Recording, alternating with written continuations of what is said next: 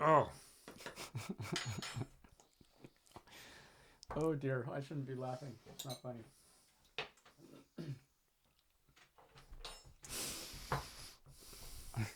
We're recording, by the way. well, yeah, good.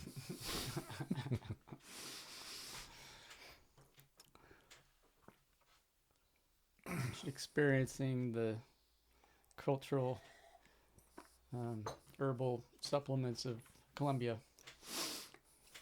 I want to qualify that a little bit. I mean, the most commonly known supplement of Colombia is Most people don't have its proper cocoa name. leaves. Coca leaves, right? Cocoa leaves. And umbia. Um, Are we going? we're going. We're going. Oh, I mean, yeah. we could stop. I just had to No, it's good. This is record good. the reaction. Fucking A, it's good. Yeah, mambe is a really amazing, what do you call it, substance? It's like ground up coca leaf, and there's another tree, the name I forget, and that kind of somehow balances the coca. And then it's got some kind of alkaline activator. Like a simple activator is baking soda, but it's not that. It's some kind of ash. Sometimes it's like quinoa ash or other things. Quinoa ash, huh? But I'm not sure what this activator is, or like ground up shells. Because like what the mamos do in Colombia is they'll actually put a wad of coca leaves in their mouth and they're chewing it, and then they have this little poporo, which is a gourd, and they'll put crushed up shell in there, and shell is a very alkaline powder, and then they they put their poporo in there, put the shell in with the leaves, and then they'll wipe off the shell paste on the outside of the gourd, and it kind of makes this really interesting white ring, Mm-hmm. porcelain. It's like a porcelain, and they say that you can you can understand the thoughts and intentions of someone by looking at their the poporo ring, you know, Why would that be? because as they're wiping it on the outside, they're putting good thoughts into it. Also, it's like the gesture of a Zen artist doing the circle thing, huh? Maybe. Yeah, a little bit. And the idea is like it's a prayerful thing. You're basically it's like that becomes a recording of all your good thoughts. I like it. Yeah, Plants. plants, It's all plants, about and sea plants, man. fish. Yep. And like for the mamos, it's like the coca comes from the upper elevations, and then the seashells come from the coast, from the ocean, and that's Oh, that nice. linkage of the watershed. The full hydrocycle, right? Because Exactly. like Wow, that's beautiful. in the film, um, oh gosh, From the Heart of the World, which was a film that was made by a BBC guy back in the 70s. He visited, like he was invited by the Kogi have been very much separated from What'd you call them? the Kogi. The Kogi is a term for like several different tribal groupings, Yep. but they've been very separate from our civilization and society for like they basically escaped Spanish colonization. So Is this related to Toltec at all? I don't know. I mean, it's in the Andes. It's in the They're in the high Andes. I mean, one of the terms for Toltec is basically any surviving Indian tribe from that area down there, as a general term. I don't know. Like, I don't know enough about Toltec, and I don't know Yep. enough about Kogis. Yep. Like, they have the thing that's often famous about the Kogi is that the priesthood, the mamos, they'll choose the young men mostly. I think maybe it's exclusively male when they're young, and then they basically for like 4 to 10 years they study in caves. They don't see. You're talking about shaman training? Training? Well, the priests of the Kogi are called mamos, Yeah. and they basically don't see the sun or sunlight for like 4 to 10 years. Yeah, that's a shaman training, man. Yeah. Yep. And they can come out at night, moonlight, and occasionally, I think I just heard recently, occasionally they'll come out on some special day to just behold the glory and wonder of it. But what a day that would be. yeah. So that's to like train the sorcerer sight, or the left side. The left side. Yeah, you're deeply immersed in the left side, which is a dream state, basically. Mm-hmm. The Ida, the feminine. And they talk a lot about, the mother. So they're very much in communication with the earth as a conscious being. And, well, in that film, and then there was a follow-up. That same BBC guy went back and did a follow-up in the 90s called La Luna, I think. La Luna. La Lune. And in that one, it was one or the other, but in that one, I think they were really emphasizing how what little brother is what they call us. Little brother is doing in like the lagoons and on the coastline, just building hotels and like destroying the ecology of the coastline and the lagoons is impacting the ecosystems at the top of the mountains, like, because they're all connected. And so if you mess with that down there, then the water, it's messing with the hydrocycle. Yeah.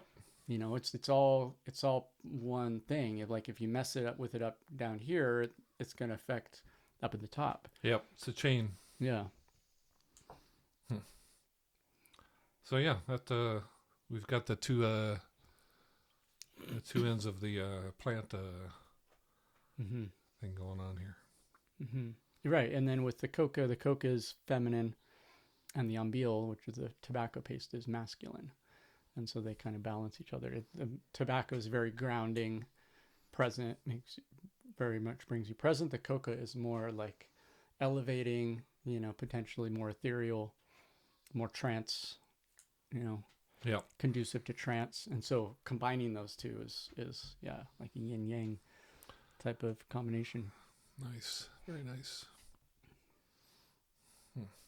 And you had mentioned left. So do you want to talk more about that? Like, what do you mean by left and feminine? Yeah, I do want to talk about. I'm coming to appreciate more and more that monad and its relation to Metagaia.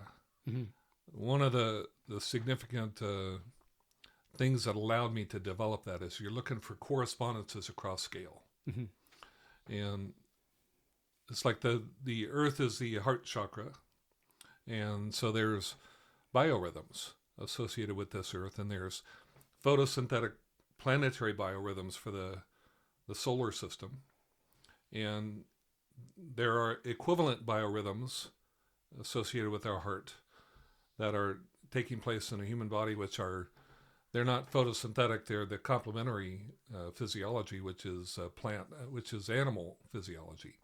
Plants and animals are complementary organisms. You need both of them to have a living heart planet. And so if you look at there's three obvious planetary biorhythms. One is the solar day, which is equivalent to the heartbeat. The other is the lunar month. The lunar month, the phases of the moon, which deal with the reflecting light off of the sun during the nighttime in a rhythmic pattern, which the plants are very aware of. They're photosynthetic organisms, so to them it's a very profound cycle, I would imagine. And that's equivalent to their breath, the breath of the solar system being. And then the other obvious photosynthetic biorhythm is the seasons, right? It's related to the tilt relative to the sun. So the angle of the earth, if you look at it in chakra mode, where the sun is directly over the earth, then you see the axis of the earth is going through this. You want to actually show Sure, us? yeah, let's take a look at it. Oh man, look at this. So I'm going to skip the tour and pass through the monad logo, and there it is. So let's go into chakra mode. And look at that transition. So here, this is the sun is always directly above the Earth in the plane of the ecliptic, which is forms a midpoint or the mid plane of the body. Left and right is equivalent to north and south.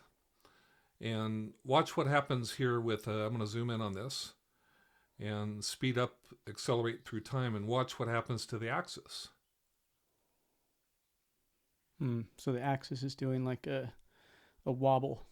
Yeah, the axis is wobbling relative to the circle of illumination. So, in other words, now there's very little light. You know, it's like if you look here on the side, you can see the twilight dial and how it's going above and below 19, now at 18, 17 and a half, 16 and a half. Well, it gets a little confusing there with daylight savings. But anyway, the amount of light that's being distributed to plants on different parts of the earth is changing radically over the course of the season. So that's a biorhythm. It's a photosynthetic biorhythm. So what's the equivalent biorhythm in a human body, right? It's like you've got the heartbeat, that's obvious. The breath is obvious. What's the other one? Mm-hmm. It's known, but it's only known, it's esoterically known. Mm-hmm. Most people have never heard of the swara, Mm-hmm. but this is the swara. And the swara rhythm in the human body has to do with the distribution of, in a human body, instead of distributing light, you're distributing oxygen. So the heartbeat is distributing oxygen, right? Mm-hmm. So is the breath, and so is the swara. And it's distributing it with the assistance of the sympathetic and parasympathetic nervous system. So it goes, sympathetic distributes the oxygen out to the muscular system and the brain to think or to move, to do those activities. It closes off the digestive system and directs blood out to those extremities so that you can be active. Mm-hmm. During Ida, it does the exact opposite. You should be resting, so you don't need to be operating your musculature that much, so that you can direct the bloodstream into the digestive system. And it's very active in the process of digesting the food and building up the nutrients, which are then distributed out to the body. And this alternating rhythm is the equivalent of the seasons in a body. Mm-hmm. So once I understood that is another proof of the correspondence across scale. I don't know if it's not proof in the sense that, it's not a mathematical proof, Mm-hmm. but you build up enough correspondences, and the proof is in the overwhelming likeness, Mm-hmm. right?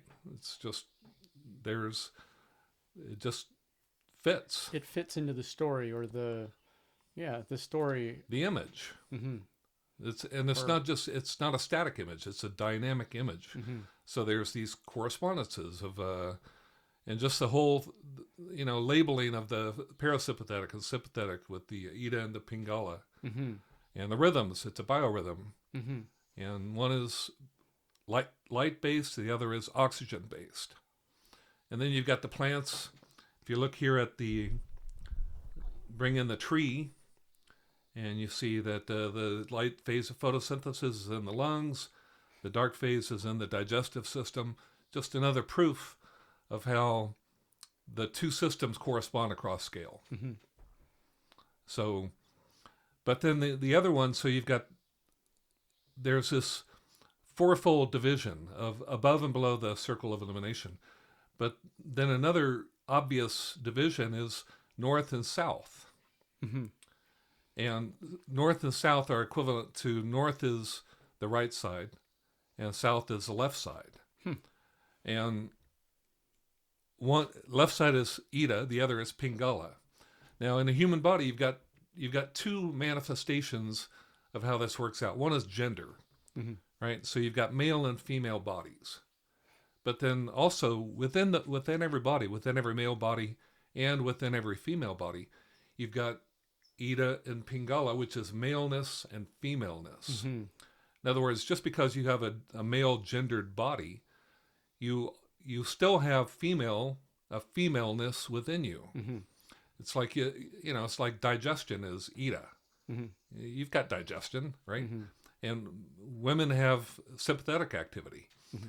And these biorhythms, the awareness of when you are in a particular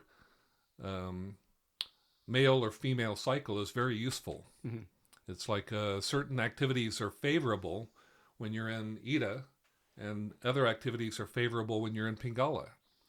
And if you can recognize, okay, I'm trying to be successful in this task, and this task demands this sort of thing, then you know it's maybe a good time to relax and do it later, or switch to doing something differently. Mm-hmm.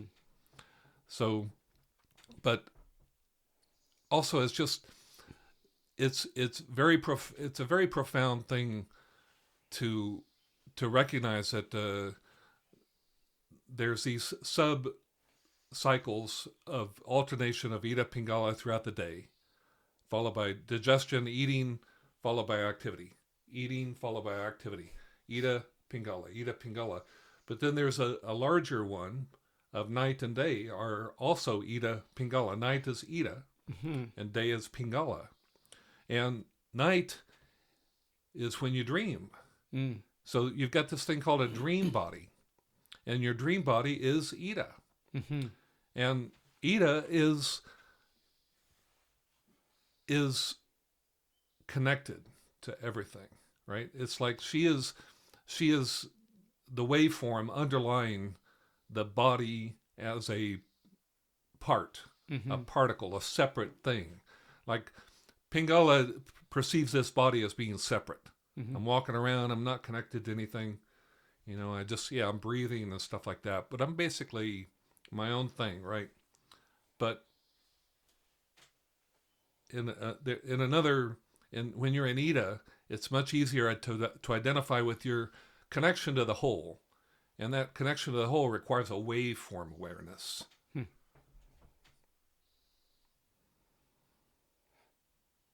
Yeah, which for me resonates with the idea that, like the 0 point field idea is that there are waves happening in all directions of all wavelengths simultaneously, and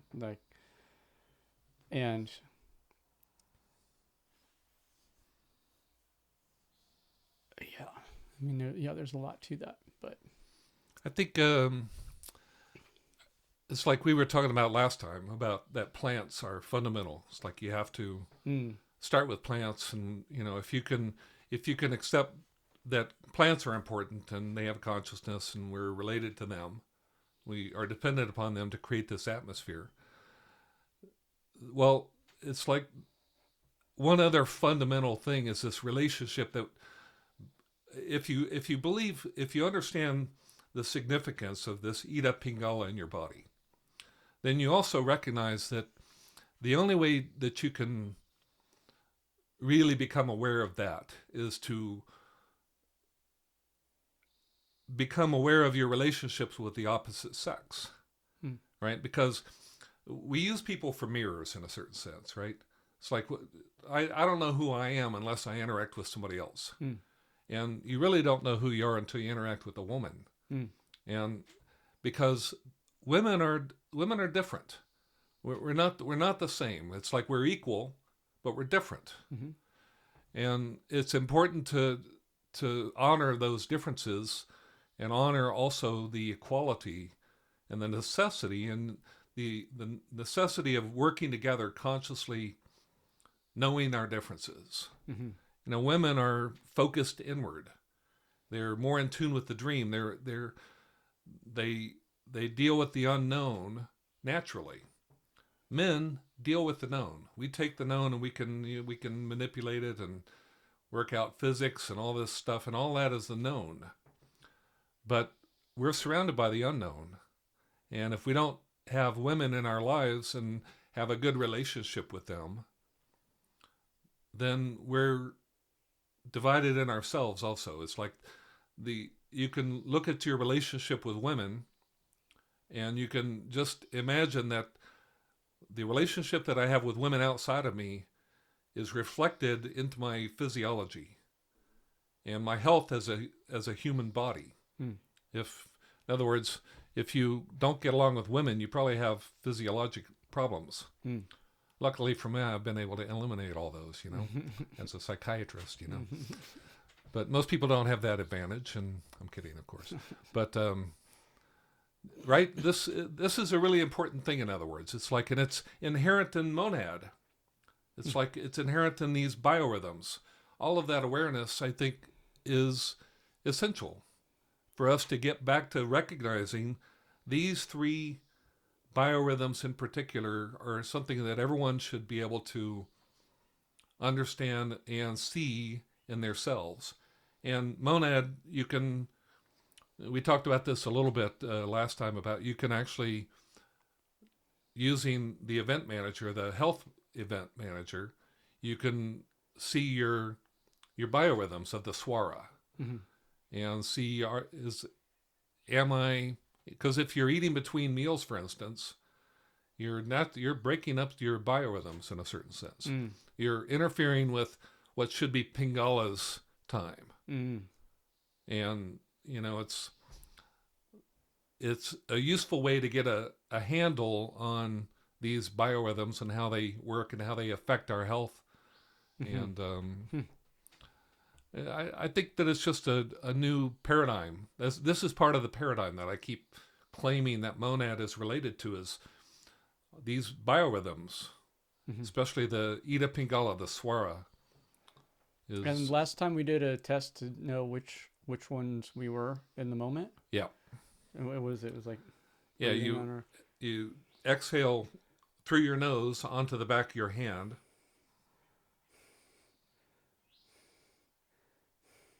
I think I'm more left, but definitely more on my left side. They seem kind of balanced, actually, and I wonder if that might have something to do with we took these two herbs that are balanced That also, are right? Intentionally to be balanced. I don't know. I mean, maybe that's just a Maybe. coincidence. Maybe. But Unlikely. last time it was pretty obvious to me, and this time it's not quite as obvious. Mm-hmm. That both sides seem kind of open. I'm definitely me. more on my left. Are you? And left is Left is Ida. Ida, and that's the feminine or masculine? It's a feminine. Feminine. Yep. Okay. So And there was something you said about that earlier that maybe feminine, it was day night. Maybe yeah. the dream body. Yeah. No, it's okay. Let's just keep going. All right. So what does that mean for like what we're doing right now? Or like you were saying, it's helpful to know, like, based on what you're going to do, to kind of time it or orient it for which one you're in. Like having that self-awareness, having that knowledge about it is useful, because there are some things you want to do while you're in one, and some things. So what are some examples of each Ida and Pingala? Well, Ida is the feminine. Mm-hmm. Is useful for when you're relaxing. It's like it's useful if you're approaching a teacher or your boss, for instance. Your boss is by definition the masculine. Mm. He tells you what to do, Mm-hmm. right? You're working for him, so you approach him if you want to have the best meeting with him. Mm-hmm. It's a matter of respect. Mm-hmm. It's not saying that this guy is my superior. Mm. It's just that you go there with your open mind, expecting him to Mm-hmm. be releasing to you the information that you need to do your job, Mm-hmm. right? That's Ida. Mm-hmm. And so it's when you're it's like in a feminine position, and the feminine is not a judgment, Sure. right? It's just when you're in a receiving mode. Women receive, men give. Mm-hmm. It's in the nature of the genitals. It's like ours are, a male is Pingala is outward directed. When you're directing, when you're working, when you're operating things with your hands, and that's all external. You're using parts. Mm-hmm. Pingala. You want to be in Pingala when you're playing sports, doing any activity that requires a lot of action. Mm-hmm. You know, yeah, women. I think it's like I look at our gender now, Mm-hmm. and I look at our gender problem, and we do have kind of a gender problem, or at least confusion, Mm. or Gender identity. yeah, Like, just all this gender identity. There's like this certain people, it seems, want to get rid of the distinction, this important distinction between gender, and just say that we're all one type, but we're not just mm. all one. Mm. And so I think that it's very important to, you can't just focus on the male female roles Mm-hmm. without denigrating one or the other, if you don't also account for the what's inside of you with the male and female Ida Pingala. Interesting. Mm-hmm. Right? So you've the only way to respect the other role is to recognize it in yourself also. Mm-hmm. Yeah. Mm-hmm. Yeah, and just like I guess how I hear that is by focusing just only on like the material in a sense, which is kind of like what I was talking about last time is in the realm of identity we get stuck on these like material identities, even though we're more than the physical, but it's very much with skin color and whatever race and gender, but in the material sense. And um, what you're talking about is more of a subjective or like an invisible sense, or like, I mean, I guess it's physical, it's measurable in a way. Like It is. probably brain activity is different. Might even go more left brain or right brain depending on which Yeah, I bet it Ida and does. Pingala you're in. But it's not externally visible in the same way that male and female bodies are in the material sense. And so I mean I see some of the like the intention around emphasizing identity rather than biology, to me, is kind of a reaction to this like overly rigid, projection or programming around gender roles, it to a degree where it's like limiting and like judging. And so there's like negative stuff that comes along with the like over emphasis of physical gender, and then all of the conditioning that goes along with that. And so there's a reaction to that, which is, more fluidity, and like let's avoid this like overdone construct, because I mean all ideas are constructs. And but at the same time, what I'm hearing, what's interesting about what you're saying is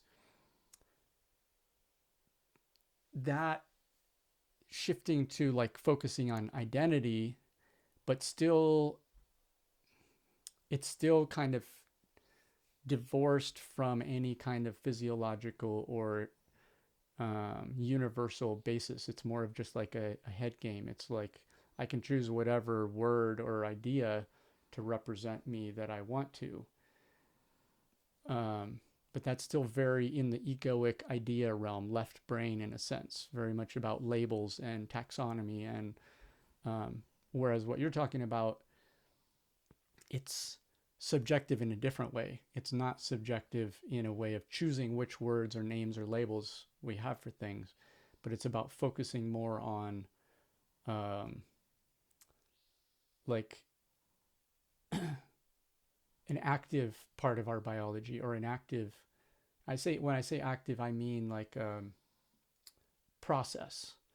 Whereas male biology and female like the male and female form in some ways is kind of static. Yeah, very much. But what you're talking about, this Ida Pingala shift, is more of a dynamic, has more of Totally. a dynamic nature. It's Changes more, from moment to not yeah, moment to moment, but can. right. And You what's know. interesting is like everyone has both. Whereas like male female biology is very rigid, stuck.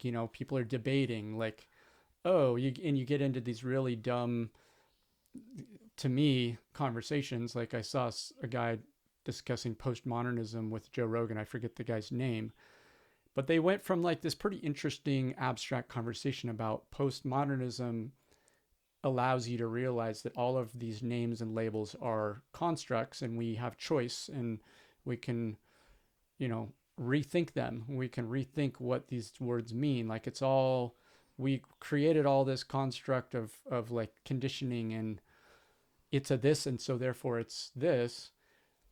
But they very quickly, drop down into debating the word that you use for a dog that has balls, Right. and it's just like it's so stuck in this like static, that's a male, that's a female in organism, individual. Whereas what you're talking about is more of like this dynamic flow that's happening within all of us. And it's, if anything, it's more unifying because it's avoiding this whole thing of like, as an individual, you are a whatever. And instead it's saying like, you are all of it. You are, you have a microcosm of the full universe within you, which includes masculine and feminine. Yeah. Yep. Yeah, I think if you're unaware of the swara, if you've never heard of this before, if you're just focused on, like you're saying, gender, and that's, I'm a male, that's a female, and there's, all the trans stuff is like somewhere in the middle, but they don't recognize still the fact that everyone has this thing within us, the Ida Pingala. I mean, I wouldn't necessarily say that they don't, but because we're getting into individuals, right? But not many people do. But what you're talking about is something different than just gradations of physical gender, basically. Yeah, I'm saying that you have to. I don't know if you have to, but if you are aware of the fact that you have a swara, this Ida Pingala within you, then a female is an opportunity to mirror that within yourself. And it's like any relationship. You start to see the relationship. It forces you to think in relationships instead of being, I am this separate thing. I'm trying to accomplish this and you're in my way. No, it's like, no, we have a relationship. And I am now dealing with this aspect of myself. And here's an opportunity to try to work that out in a way. It's like, you know that women are different. It's like we are logical. The male, the Pingala, is logical, linear thinking, sees parts, is great at manipulation of parts, and sees solutions. The Ida is not interested. It's like when a woman complains about something, I don't think that she's actually looking for you to solve her problem. She's expressing something. And she wants you to recognize that expression and let her, by acknowledging that, you're acknowledging that, okay, I need to feel what she's feeling. So it's like you, instead of trying to solve it, do just the Pingala thing. Which can be a bypass, which can be, you might not be actually understanding the thing, not at all, the probably. thing is being expressed if you just try and fix it. Exactly. Like maybe the problem in the material sense is just one example of 100 different variations of things but if you like stop and actually feel it and get on the same page, so to speak, of the experience, you might be stepping out of whatever like little left brain reality box you're seeing the world through and be like, oh, there's this other way of being or seeing or thinking. And by thinking, I mean feeling. It's like thinking and feeling are the two poles, right? Men think, Pingala thinks. Ida feels. Uh-huh. And so to communicate with a woman, Mm-hmm. you have to. It's good to think. There's nothing wrong with Sure. thinking, but you also need to be able to extend yourself into that feeling Mm-hmm. state. And what I'm hearing you say is, by recognizing also that we have both within us, it's not just about extending ourselves over to their reality. It's actually meeting them within, like, Yeah, you're uh, encouraging a four-way thing actually. uh-huh. My Ida Pingala with their Ida Pingala. Mm-hmm. So it's like you bring it. You need to be capable of feeling, but they need to also say, okay, I'm gonna express my feelings, but then I'm also gonna think about what he's saying. Mm-hmm. Right? It's a two-way Yeah, of thing. It's course. like they both have to be to be effective. Complementary and Yeah, they both yeah. need to recognize that I've got feminine in me, and she's think I've got the male in me, Sure. and together we can work this thing out. Mm-hmm. But if you don't know that, Mm-hmm. you're just gonna Right. And you're if never you're gonna overly identified with one and not the other, right. and think that the one is the other and not me, that's kind of like a mental reality box that's a self-limiting, um, you know, disaster. Yeah, it is actually. It's and that disaster is reflected in our society right now. Mm-hmm. In my opinion, Mm. it's like we're not taking care of the plants, and we're not aware of our dual nature. Mm-hmm. And we have a dual nature. There is no doubt about that. Mm-hmm. Ida and Pingala, the arterial and the venous bloodstream, Mm. is a polarized organ in your body, Mm-hmm. and it is what I call the organ of awareness and drive. Mm-hmm. So you have two drivers in your vehicle. This is your vehicle, Mm-hmm. and the two drivers are Ida and Pingala, Mm. and that you want them to cooperate in order to get where the navigator wants to go. Mm-hmm. Right? So it's I just don't see that our society can advance or get past our current combative Mm. natures without first addressing the male female thing. To me, it's even more important than the black and the white, Mm-hmm. or any of the other polarities out there. And there's Mm. a bunch of them: the Republicans and the Democrats, and these guys. Mm-hmm. There's all these polarities, Mm-hmm. but if you can work out the basic one, the male and the female, Mm. that is the only way that you can start to realize that we are in relationship. Mm-hmm. I'm not myself. I'm not separate from you. The relationship has to be addressed. I need to figure out how to work Mm-hmm. with this aspect of myself, which is mirroring this thing for me back and forth, right? Mm-hmm. And same for them. Mm-hmm. We're both providing mirrors for the other one. It's a service, Mm-hmm. But you can only see that as a service if you recognize your dual nature to start with. Mm-hmm. And that's in monad. It's like that. It's the seasons, Mm. that seasonal alternation. It's a biorhythm. Mm-hmm. The difference is that the seasonal alternation for the photosynthetic organism, which is the solar system, is extremely regular, Mm. right? I mean, it's based upon the orbit of the Earth around the sun and the tilt of the axis, so it is extremely regular. Whereas in a human body, it's not regular at all. Mm. The sympathetic parasympathetic nervous system can be hijacked Mm. by the sympathetic nervous system at any time. It's called the fight or flight response. Mm. So this is why we have a male-dominated society right now, because they can dominate the relationship at any time just by creating an emergency. Mm-hmm. And it's like, what was that we were watching? That it's like the oligarchs versus Chris Hedges.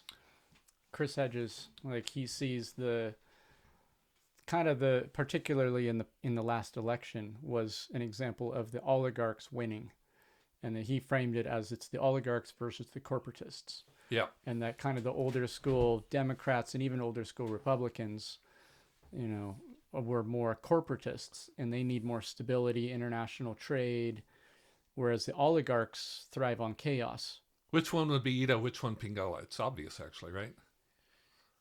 Sort of. Corporatists, they want stability. They they're the ones that are interested in gender equality. They're trying to. Equality, and also like trade is all about communication, Yep. interdependence. Like there's more of a sense of connection and wanting the best for the other is best for me. Yep. Whereas the oligarchs are very much, it's like they create chaos, but so that everything can be about the individual. It's an emergency all the time. It's an emergency all the time. Yep. And the chaos is created so that the oligarchs can basically capitalize on it. I forget the term that Chris Hedges, rentier capitalism. Yeah, I forgot that word also, but yeah, that was a good word. Yeah, and I don't know what rentier means, but he basically said it's kind of like, I took it to mean kind of like a predatorial thing where it's, create chaos so that you can then capitalize on it. Or like we're seeing where, a bunch of billionaires sitting around in the Oval Office laughing about how much money they made off of insider trading off the tariff, the tariffs. Yep. And like, that's just mind boggling. That should be criminal. But they're literally in the Oval Office. Hey, when there's chaos going on, you don't have time to address minor stuff like that. There's always the next emergency you got to get to. And that's what Pingala is capable of. Mm-hmm.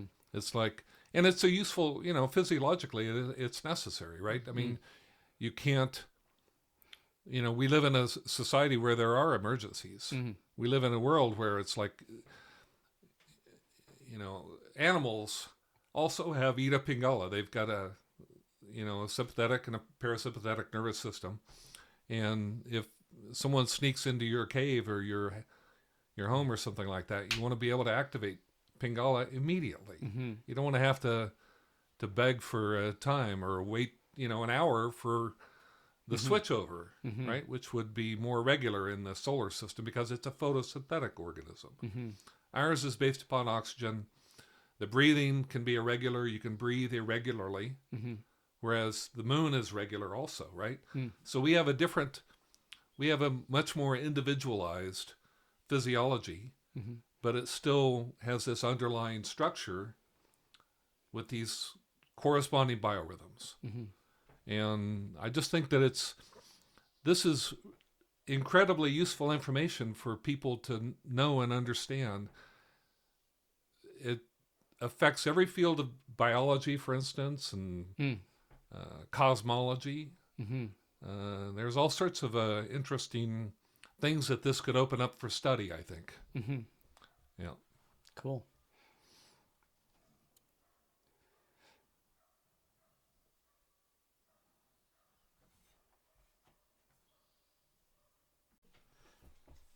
All right, we had a little break, and we were just talking about talking.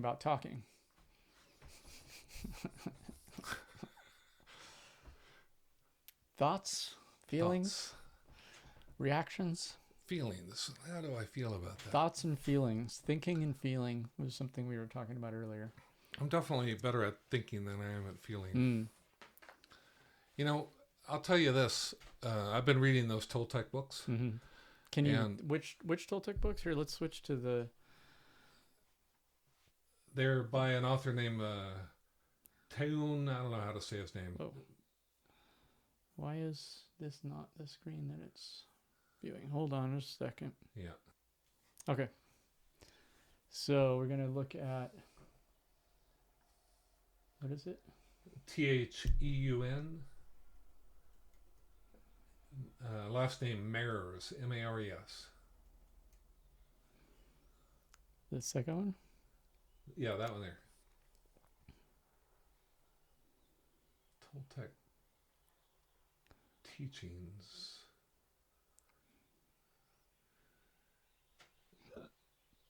Cry of the Eagle. Yeah, I read that one. That's the last one I read.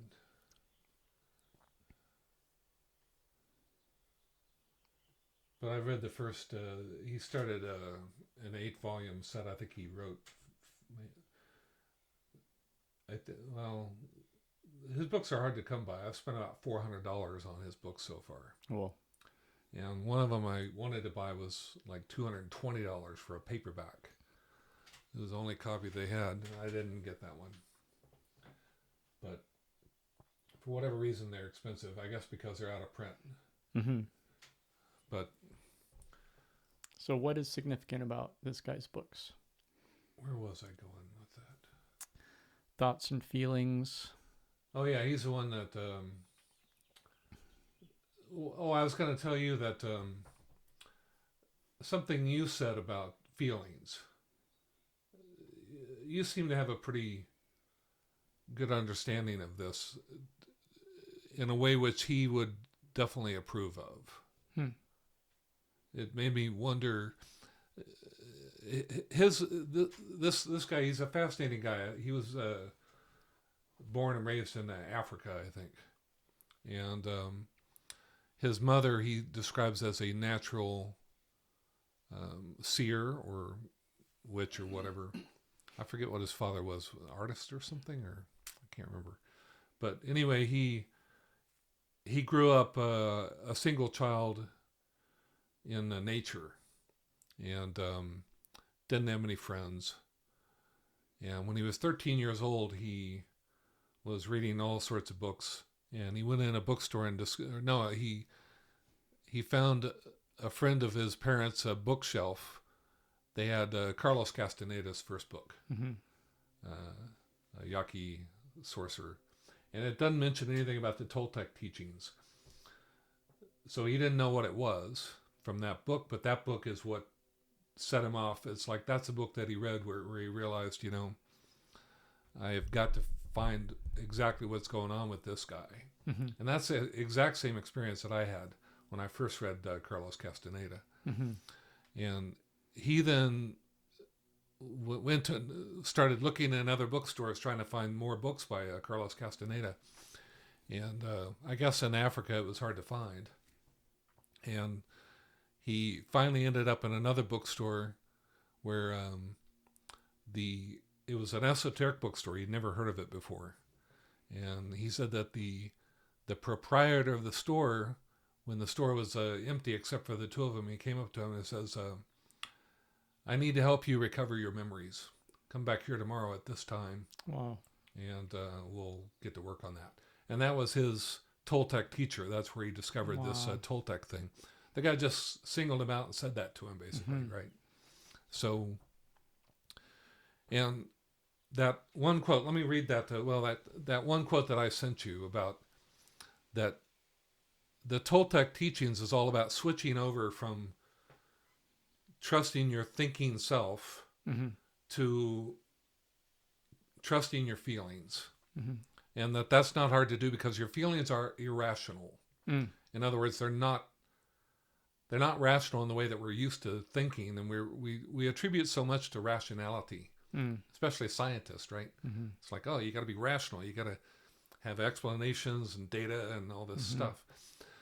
You can't get that with feelings.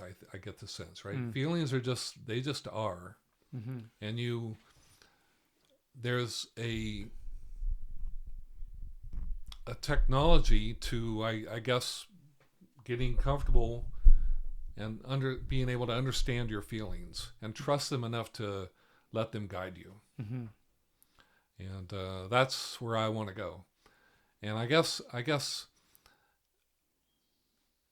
I think that kind of boils down to this idea of Ida is more in tune with what I describe as a waveform, the underlying reality, where the connections are inherent and implicit.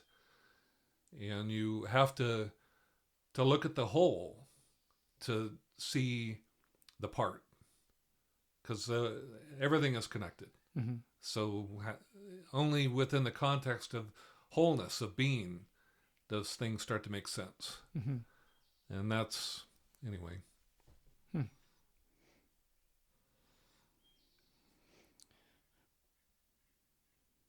What does So this idea of recovering your memories, is there like a particular protocol that in the books that he describes? He certainly didn't describe what that process entailed for him, Mm.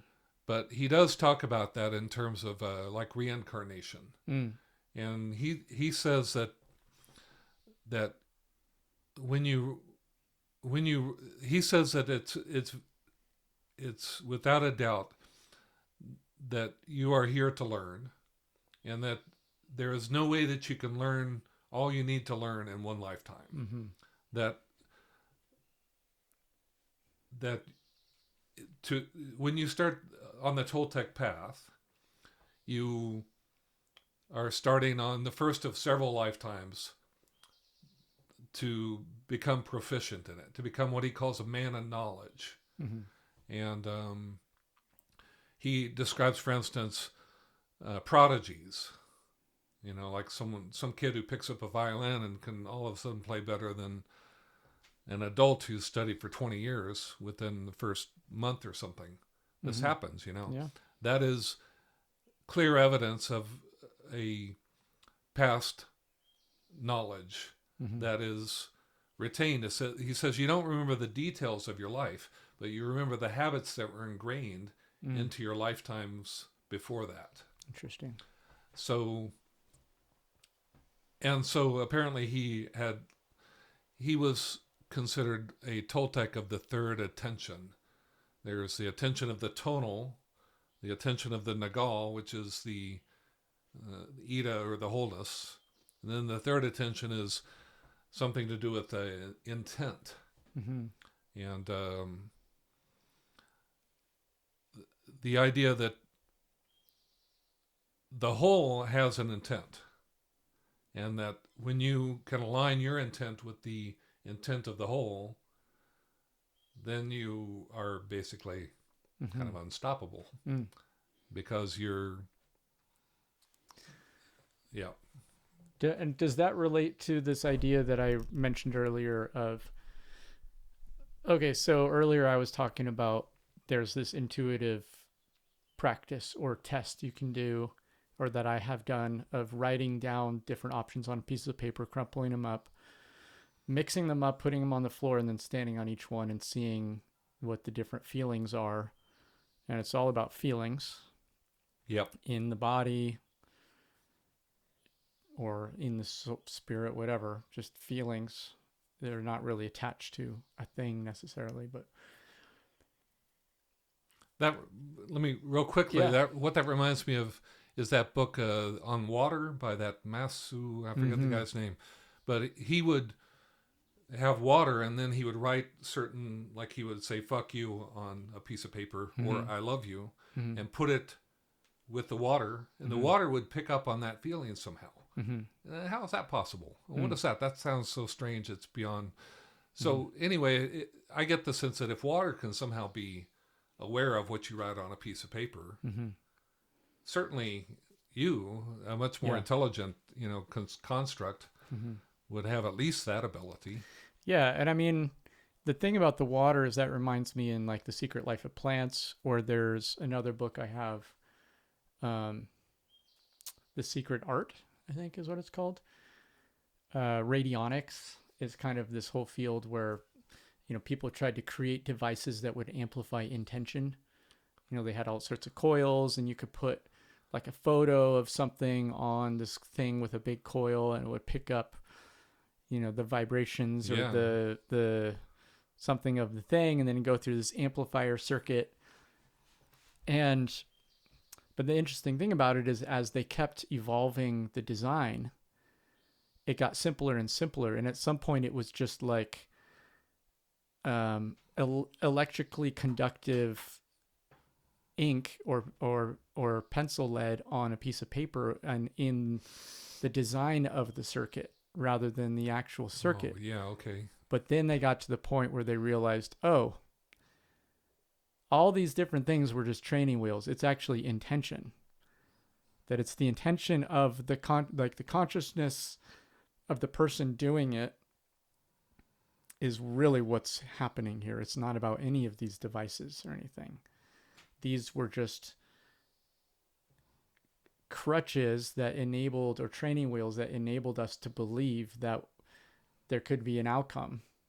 There could be this unexplainable influence on the whatever the target or the goal of the subject was. And the same thing in Secret Life of Plants. There were these people doing experiments with different things where they'd have some fields and then a control field, and they would do different like things where they're looking at a map of the territory and doing different techniques to like try to influence the crops. And at some point they just realized, oh, it's the intention of the people doing it. That's the thing that's actually, you can take away all of the external things, and at the end of the day, it's the intentions of the people. Yeah, one of the experiments I think from the plant book was it's like if you intend to hurt a plant, even if you don't hurt the plant will respond to your intent. At the moment you have the thoughts of hurting the leaf, it responds, and the response is the strongest.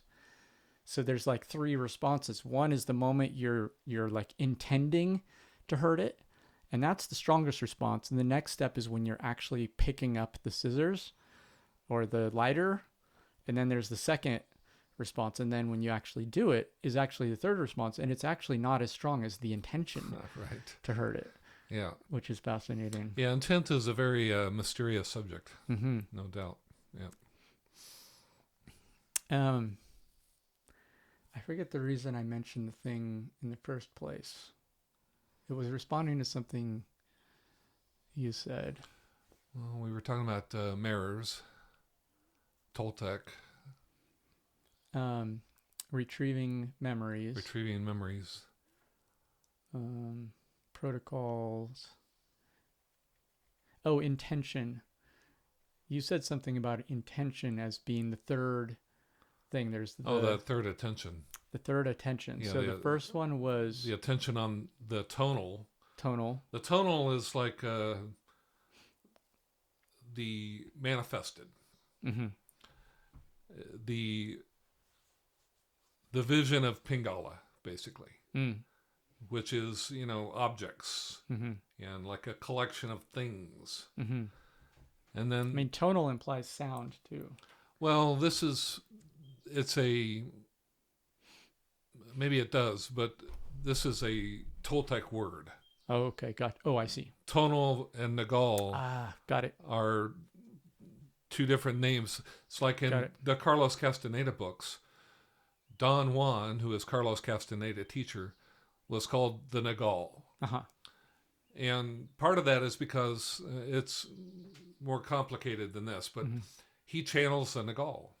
He channels the unknown to a certain extent. And he also channels intention through, his intention is to, it's like one of the books of Maros, he talks about cosmology, and one of the first acts of that he breaks this from the first is the idea that there's the known and the unknown, and this is the tonal and the Nagal. That's the original division of awareness to a certain extent, and that the intent of this overall being is to make the unknown known. That's the overall intent. It's like, that's why there's creation stories of, I had nothing but myself. Out of myself was the world made. Because you're trying to make the unknown yourself. You don't know who. It's like you're surrounded by the unknown, so you start by selecting something and making it known, and then you expand into the unknown. So you're trying to enlarge the tonal all the time, but you'll never run out of the unknown. The unknown is because there's there's not only the unknown, but there's also the unknowable. Mm-hmm. And this is a distinction, right? Yep. Because we're humans, we can only know certain things, because of our apparatus of gathering information. Mm-hmm. We can't access all of the different emanations of the Nagal, Mm-hmm. the unknown, this huge surrounding. The tonal is tiny. It's like, you can think of it like this tabletop, right? Mm. And everything outside of that is, you're surrounded by the unknown. Mm-hmm. You can put more things on the tabletop, but you're always drawing from the unknown, which is surrounded by the unknowable. Mm-hmm. And they talk about that that the unknown is what is human, and they have certain emanations of this. I forget how many of them. Then the unknowable is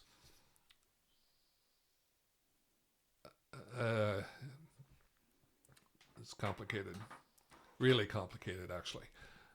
But there's one of the things that kind of blows my mind about the Toltec teachings and Carlos Castaneda is he has these beings that he refers to as non-organic beings, which is a strange concept, right?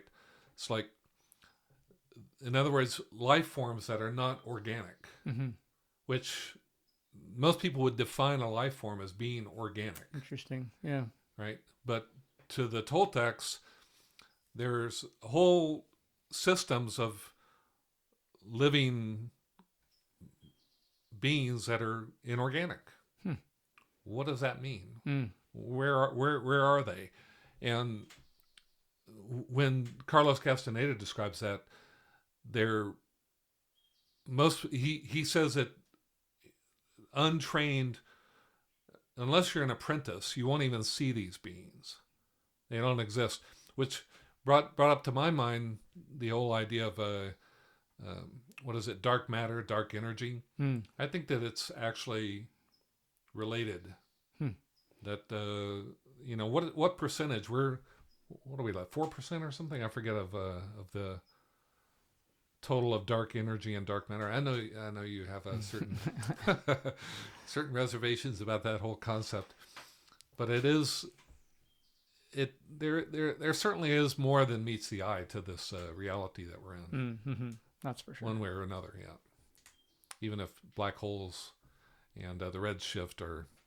Yeah, we could switch to that quickly. Okay. Or deviate. But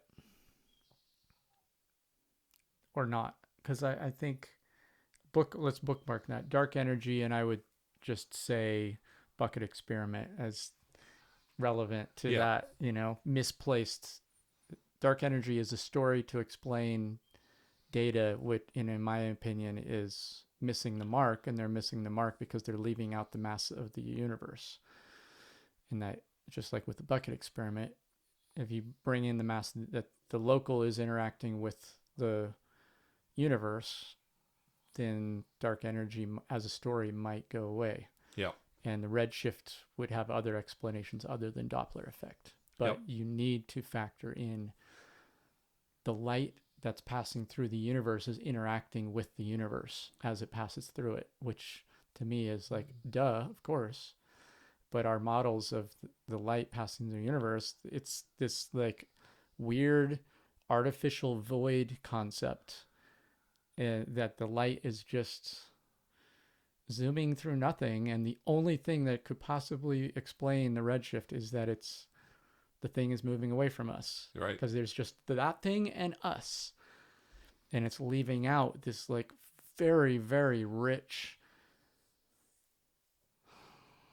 idea factoring in the mass of the universe and all sorts of, who knows what kind of ripples and what shape dynamism. is the space? It's like, is it really this open, like you're saying, just a linear projections this direction? Empty space? Yeah. And like, to what degree are there forces spinning vortexes? Like, we know there are electromagnetic fields around the Earth and the sun. How far out do they go? Like, what's going on in the solar system spaces? Are there actually like dynamic field interactions, and that the light beam is actually, you know, moving through waves? And even if you just take that, if you just take the assumption that the light beam is not perfectly straight, but is actually like the photon that reaches our eye did not take a straight path, but actually was influenced by field, like gravity. Even if you just say gravity, between here and there, that means it's a non-straight path, which in and of itself could explain the redshift. Right. Just that you don't even need to get into anything beyond just the fact that the light took a non-straight path, and that's why it's redshifted. Anyway, but there's something there though that's related to what we're talking about, which is the void idea, this artificial mental concept of the void, which is kind of a Pingala thing of like, oh, we have it all figured out. We have this idea. It's just empty. And then Our there's concept is an artificial thing. The void itself is not necessarily artificial. No, but our idea of the void, that the light is Yeah. is this very simplistic idea that's itself void of this dramatic, like beyond our conception richness of what's actually going on in space. Every cubic centimeter of space has more energy surging there than all of the known matter of the universe. So like, come on, you're telling me the light passed through 50 billion light years and wasn't interacting with this incredibly dynamic ocean of whatever, and that somehow influenced it? Of course it did. Yeah, I think our space is a lot different than what we imagine it. That this void is actually made up of more like bubbles, almost in a certain sense, and that it's like one of the things that's always kind of fascinated me is this idea. Einstein, in his last years of life, he was trying to figure out this theory of everything, right? Where you integrate the supposed four forces: the weak, the strong, the electromagnetic, and gravity, right? But I thought gravity was eliminated as a force and that it was geometry. I mean, isn't that what they're saying with relativity? Is that gravity is not a force? There is no force being transmitted. There's space-time is curved. Space-time is curved, which is a whole different mind fuck. Well, how are you gonna? If that's the case, how could you try to integrate a curved space with the three forces? They're not. They don't mix. Yeah. So why even? What's the effort trying to mix them? Yeah. It's like, haven't we given up that gravity is not a force, right? Is it a force?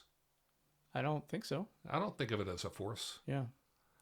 I think of it as a shadow. So they're never going to integrate a shadow. I know you do, yeah.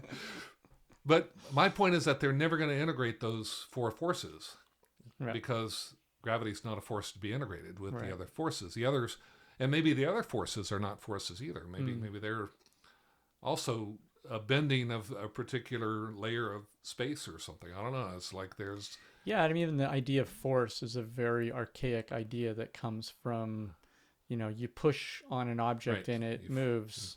This push. Right. Yeah. Yeah, there's a lot of... What's the word? It's like physics is tied up with the words. What's the word I'm looking for? Terminology, taxonomy. Yeah. Ontology. Ontology, I think, is one, yeah. But tautology. Topology also. Or tautology. Topology, tautology. The topology of that tautology. Right. Yeah. But, well, anyway, I think, what, trying to bring it back to the tonal, Nagal, and intention, for lacking the Toltec word for that. I don't. Yep. And just, that related to these experiments of where intentions affect reality. Stanislaw Grof. So, yeah, what do you mean? Can you speak more to that, Well, Stanislav Grof? One of his, I think one of his books or one of the experiments is the intention experiment, Mm-hmm. where you intend to get someone's attention, basically. Oh, interesting. Right? I think that's Attention experiment? intention experiment. Intention experiment. Yeah. Because there's also a book called The Intention Experiment by Maybe I'm thinking Lynn of somebody. Taggart, I think. Oh, Lynn Taggart. Yeah, Yeah. that's right. I've read her books also. Okay.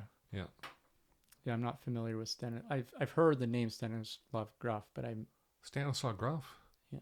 Oh, wait a minute. I'm thinking of Sheldrake. Oh, Rupert Sheldrake. Rupert Sheldrake wrote. Yeah. Yeah. Stanislaw Grof is, his thing is that you have memories from your birth experience and in the womb and all that stuff. Yeah. Uh-huh. Yeah, and I'm only peripherally familiar with Rupert Sheldrake's, but in the little bit of reading I was doing, he was talking about kind of surveying of people's precognitive dreams related to some big incident, like let's say 9/11, and how a bunch of people had precognitive dreams, and then afterward, once he did the survey, then it turned up that lots of people had these precognitive dreams. And so what is the relationship of that to this idea of Nagal or intention?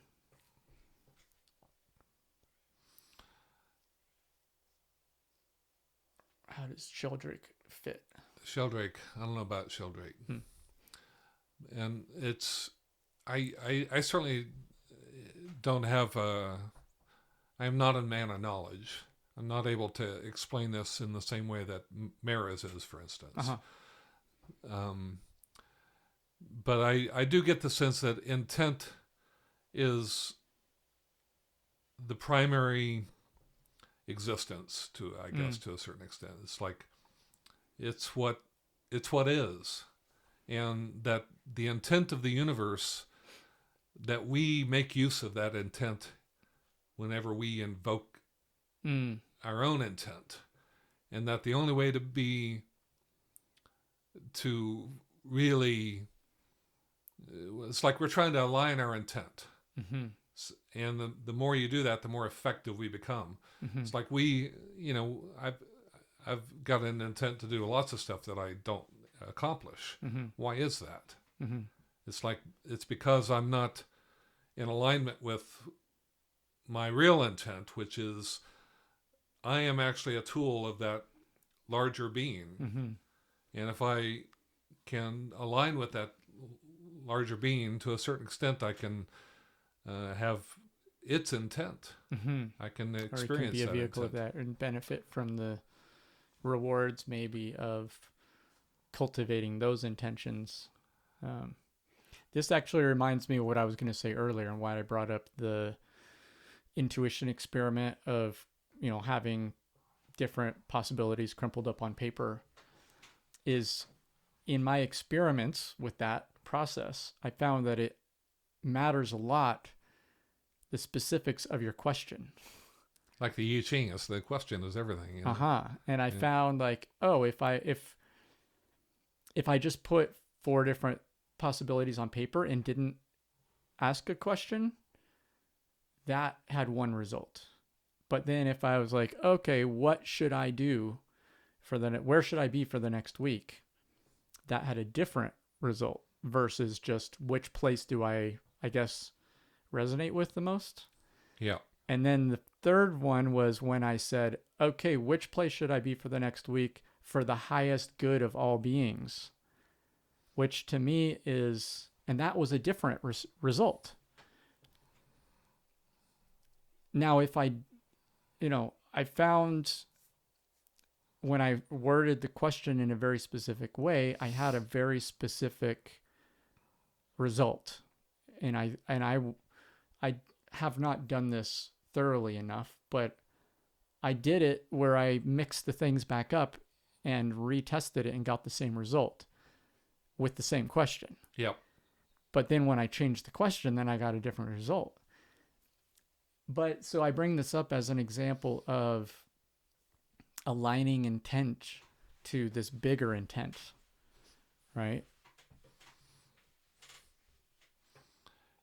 And I guess I wonder, though, are there situations where the grand intent might be counter to your own personal intent? And is that the idea? Like why would one want to align one's own intent with the bigger intent?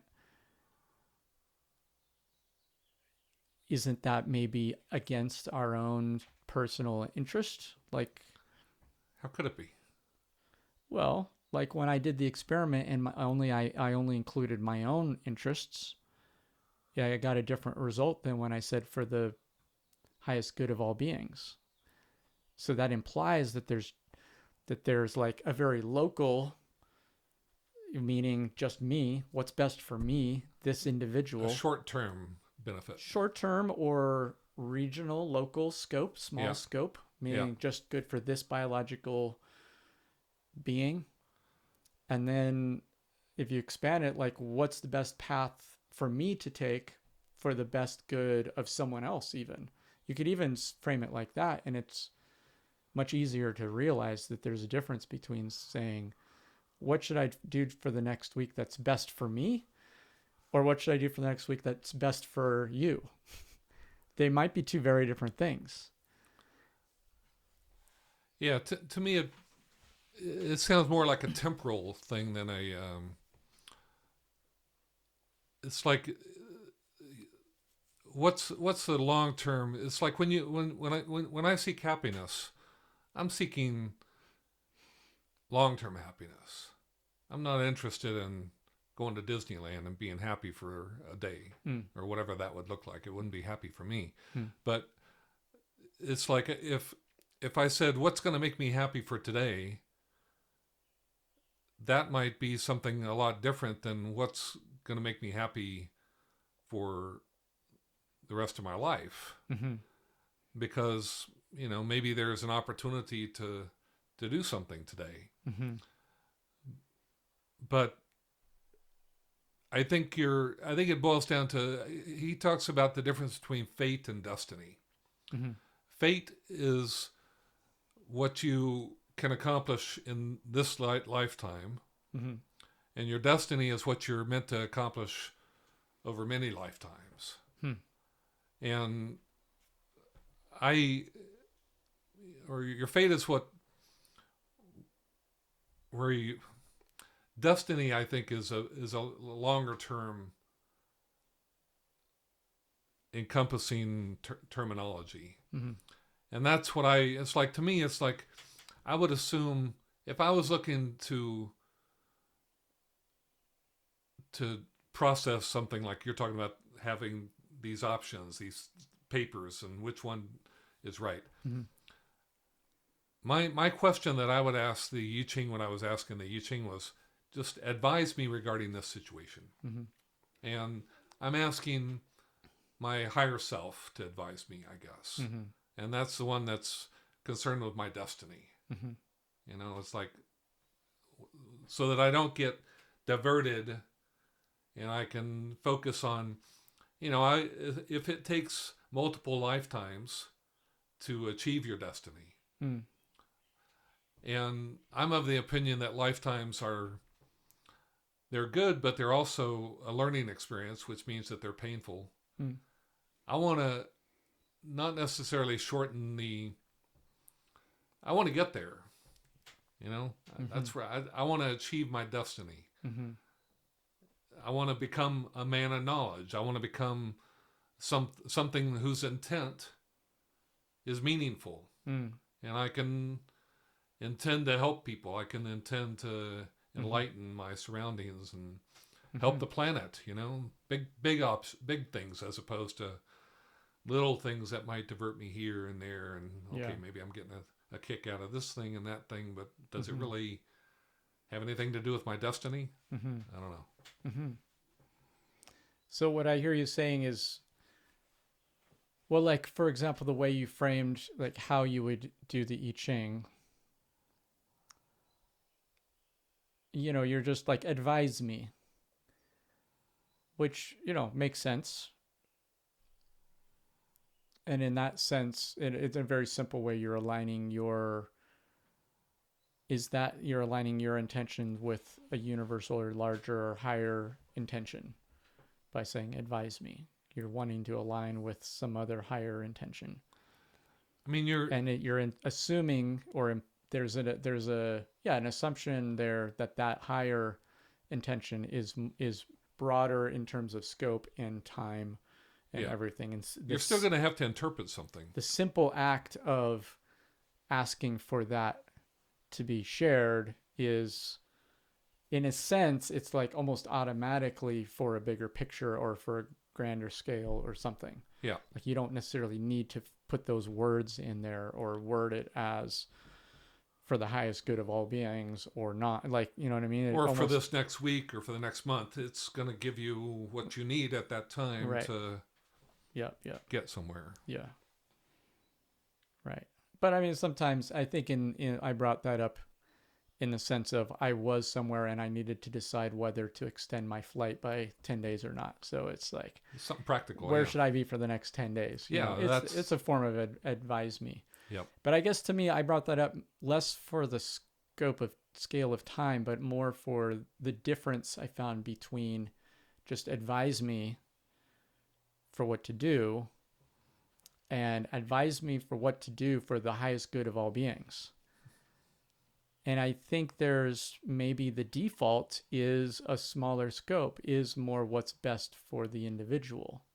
And, maybe that's, or at least maybe that was my take on that experience, is that there's some like middle ground, maybe like this is the best path that includes both your individual and the collective. But if you ask what's the best thing to do for the collective, there's maybe more of a sacrifice. Yeah. Definitely. Personal, like I'm setting aside my personal interest here and I'm asking what would be the path that, if we set aside my personal stake here, what would be the best for like the most selfless or something. Yeah, that's kind of a scary thing to ask, actually. Mm-hmm. It's like maybe it is better not to.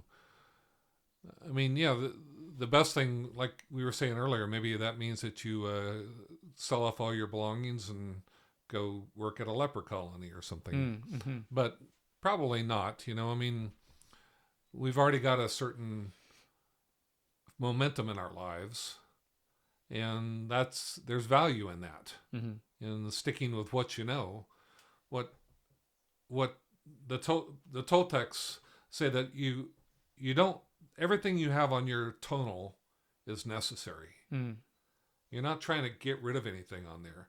Mm-hmm. But you are trying to arrange it so that it's you can move where everything is, and you can use whatever you have as a useful tool. Mm-hmm. Most people have so much stuff on their tonal, they don't know where anything is anymore. Right. So you don't need to get rid of anything. Mm-hmm. Everything is useful. All of your flaws are useful if you know about them and you know how to approach them. It's like earlier we were talking about gender and these sort of things. If you know that about yourself, those are two tools that you can then, it's like chess pieces, it's useful to have them. You got the knights and your bishops. They're different, but they work together, and it's Yeah, and this thing of like lifetimes too is interesting, because even there, I think we can assume that means human lifetimes, which implies, one soul in one body is one lifetime. But a few things have kind of like break me out of that or cause me to question that particular, like, to me, that's one interpretation of what a lifetime means. There's some really beautiful, poetic, mystical poetry by Baha'u'llah called the Seven Valleys. And it's the 7 valleys that the soul goes through on the path to, God, basically, or to union with the divine. And in some of the, in like one, like I think it's the path of love, you know, like you can cast 1,000 lives or 10,000 lives in this state of love, or search, maybe the valley of search, you know, it's like everywhere you turn, you see everyone is searching for something, you know. There's this idea of spending thousands of lives in a particular valley. And then so that's one example, and I'm going to come back to that. Another example is I did a Akashic Records reading with someone when I was in Oaxaca City. And at the beginning of the session, the facilitator asked me, do I just want to go straight into my questions, or am I open to just receiving something from, you know, from them preemptively? That's just like what they want to tell me. Mm-hmm. And I was like, oh, for sure. Tell me. I want to hear. I'm all ears. And they like immediately said something about like how a master of equanimity, basically, was the word that kept coming. And I've done thousands of lifetimes of like reflection in the cave, you know, the man on the mountain, whatever. But now it's time to be in the world and with people and stuff. And the facilitator was kind of confused by the thousands of lives thing, and she kept kind of like Really? retranslating it to like a lot of time or something, you know, you know. But it got me thinking that, well, I've done a lot of reflection in this lifetime, and it might be that I've done as much reflecting in this lifetime as like 10,000 lifetimes of, let's say, the average human on the planet at this time. And so it might not necessarily mean Oh, I see what you're saying. 10,000 lives of the soul in some kind of reincarnation model, but it's like already in this lifetime, I've done so much reflecting. I am kind of like the wise man on the mountain in the sense of how much reflecting I've done in this lifetime. That's so much, that's the equivalent to maybe 10,000 lifetimes of, or maybe 10,000 lifetimes of human across human history. Because like historically, we're maybe in a more just kind of like primal race to survive, you know, in survival mode. And like maybe we haven't had that much time. The average person didn't historically. Like where we're at in modern history, suddenly we have more time. And I certainly have had the luxury of much more free time, free of the hustle and the grind and the rat race of having to, you know, hustle nonstop to pay my bills and pay my rent, and, you know, this wage slavery. Yep. I've done some of that for sure, but I've also had really long periods of time of having lots of reflection. So that was my interpretation of that. Was I'm a little, I have mixed feelings about the whole one lifetime meaning a whole human lifespan, lifetime reincarnation model. And then I think there are, right. And so back to the Baha'i model is like that. It gives that sense in that when it talks about 10,000 lives spent in the valley of love, or in the valley of search, it's like someone who's really searching for the divine in their life. That might be kind of rare in the human story of what humans are doing on the planet. If there are 10 billion humans, how many humans right now are, let's say, spending 30% of their waking life like avidly searching for the divine?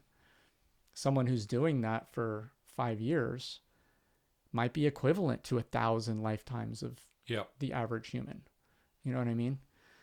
So this is the first time I've expressed this out loud. This is just something I've been reflecting on for a while.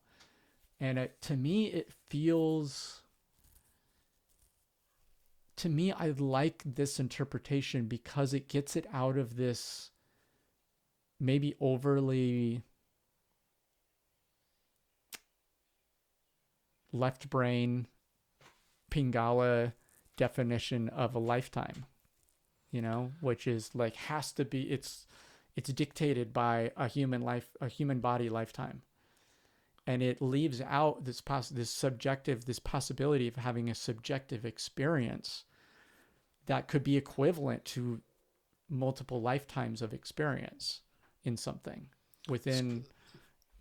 Still, I would question why why were you able to do that as opposed to, Sure. It's like,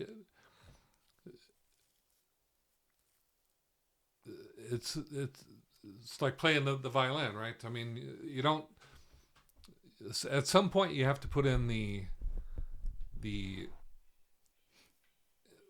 habit of doing it. You have to build that thing so that it just happens. I don't think that you can just say now's a good time. I'm gonna do this and do it for a long time in this particular life. I've never done it before, but I'm just gonna do it this time, right? And have a particular affinity for it that's unexplainable by anything in this lifetime. Somehow, okay, so maybe it's not. Maybe certain lives are more concentrated than others. No doubt about that. But still, I think that there's got to be more than just this one, or even a couple. There's some kind of soul factor to the equality of a soul that is in its nature from kind of almost before conception or something. Like it's bringing into this human lifetime some other accumulated experience or knowledge, or maybe not knowledge in the sense of facts and trivia, but yeah, habit and or affinity or yeah. I think it's like I've been curious about you. I've been involved with schools and had what I consider to be a living teacher, and I recognize in you that you have qualities of someone who seems to me to have had a teacher at some time. In other words, to have been initiated, to have been exposed to knowledge. I mean, serious knowledge of past lives, or not knowledge of the details of past lives, but someone who's deep, who's got a soul, I guess is one way of putting it. So you say you've never had a teacher in this lifetime, a living teacher in this lifetime, or someone who would claim to be a living teacher anyway. Maybe you did and they didn't tell you or whatever, or what, I don't know. Yeah. But somehow I do books. think... I mean, Baha'u'llah through books, reading the spiritual teachings of the great mystics. Yeah, but I've always been curious, how did you find Baha'i? It's like, why were you attracted to that? It's why was I attracted to Toltec teachings? Why did when I first found that Carlos Castaneda book, that was it for me. It's like same with the American Book of the Dead. It's like I saw that book on a bookshelf and I go, that's the book I'm looking for. I just knew those, it. I've read them, I've started to read them, and then doesn't grab me. Whereas the Baha'i books, again, the moment I saw it, it was like, this is significant and important to me personally. Yeah, that's got to mean something. Yeah. And to me, it means that you've got past association with that teaching. And I think that that's where you build up these habits that lead to, because, if the goal is to become a man of knowledge, and I think that is the goal. And by a man of knowledge, that's knowledge of how to work with intent. Because without intent, you're not doing anything. You're not going anywhere. You're not accomplishing anything. And that's how you learn, is by activating your intent. So I think that a lot of people don't work with intent. So what is an example of working with intent? What is that? Is that, my mind goes to cause and effect, like doing experiments with like almost like deciding to intend something and then like work with an intention of some kind and then see the results, like in the sense of working with cause and effect, like deciding to cause something and then observing the effect of it and then doing that cycle. Well, I would say it's all boils down to creation. Okay. It's like you're creating something. Mm-hmm. And I think a lot of people are not creative. They don't create anything. They do what they're told. Mm. And some people are creative. You know, they're making artwork, they're making music. And you can play other people's music or make your own. There's a difference. And you can read books or write books. It's a difference. And I think a book doesn't get written without intention. You have to intend to write that book. You have to intend to put an album together. It doesn't just happen, right? So intent is I've been intending for an album to magically put itself together and it hasn't worked. You're not using your intent right then, right? I mean, yeah, you have to work with intent, and you have to align yourself with something that needs to be produced. Mm-hmm. It's like you know, you could I guess you could write a book that no one's written. I've written a few of those, right? No one's read or written? Read. Oh, okay. Well, you've also written books that no one else has written as well. Right. And I hope someone will read my book and find that they're worth reading. Mm-hmm. But you can also, if you just decide, okay, I'm going to write a book. Mm-hmm. I don't care if it's a good book or whatever. I just am going to write a book. That's one thing. Mm-hmm. But if you're going to write a book that you have an audience for instance, mm-hmm. that's a whole different thing. You're writing to someone that requires you to add something to it, that they'll want to read that book, that it needs to be read. Mm-hmm. So, and that once again boils back to the known and the unknown. You're trying to make the unknown known. That's part of intent. The intent is the original intent of the one, the void, is to make the unknown known. Mm-hmm. So if you decide to do that in some way, mm-hmm. right? It's like with It's my interesting. books. That, mind if I jump in? Yep, go ahead. That reminds me of a line from the Baha'i daily obligatory prayer, which is, I bear witness that thou hast created me to know thee and to worship thee. So to know thee, it's like you're declaring, you're acknowledging that your reason for existing is that the Creator wished for you to know them. If you don't know them, they're unknown. Right. So yeah, you're trying to make the unknown known. Mm-hmm. And the more of that you can do, it's like the first thing was the creation of man and woman. Not the first thing, but that polarity, the tonal, the nagal, led to the masculine and the feminine, led to gender. Mm-hmm. Male and female led to the individual. Mm-hmm. Right? So there's this cascade from the original intent, creating the unknown. Out of the unknown, you create the known again, and then more and more refinement towards a manifestation, like a book or a person or whatever you manifest out of the unknown. That's intent. Yep.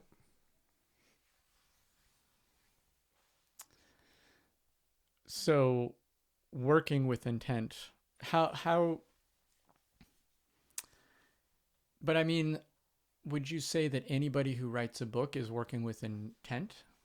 No, if you write a novel just to be writing a book, just because you think, okay, I can make some money on this.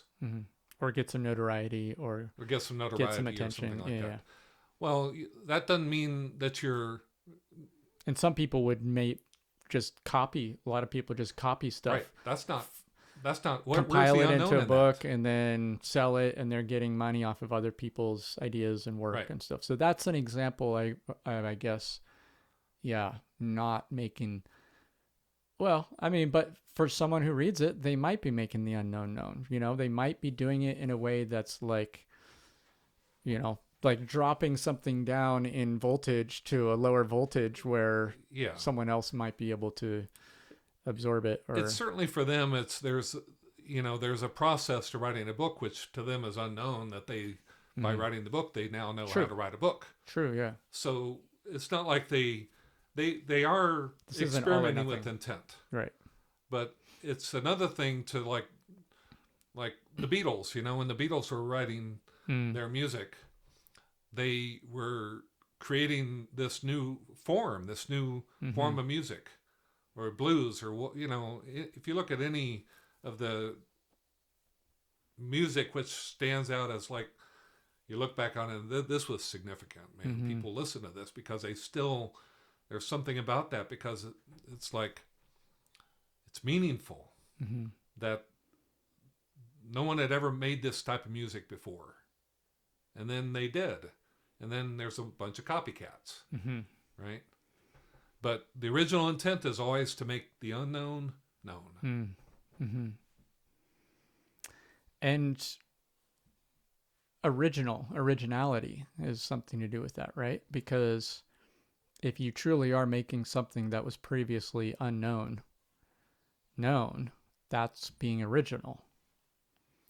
Yeah, Or originality is very closely associated with that. sure. Yeah, any great art is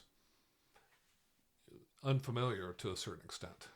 And to an extent of like the known world of, let's say, a particular genre or in music, um, if you're creating something new, you're the origin of that. Like you're the origin of that particular whatever style or thing, which is originality. The Yeah, origin, you are the source. In a sense, you're like the gateway between you're the channel. the unknown and the known. You're the channel, the gateway, the source of that into the known realm. Yeah, Yeah. and that has its own rewards. It's Mm. like there's a reason why people wanted to play jazz. It's like it's rewarding to be exploring the unknown. Mm. You get benefit from that. You gain traction in your soul is the way I would look at it. Mm-hmm. It's like, whereas to copy, you're like I said, you're making something known for yourself, but maybe not for a wider audience. That is possible with like the Beatles. How many people have been influenced by the Beatles? Mm-hmm. Whereas all the copycats, yeah, a few people, their friends and stuff, they heard them, and Mm-hmm. a much smaller audience because it's not as profound. Mm-hmm. Yeah.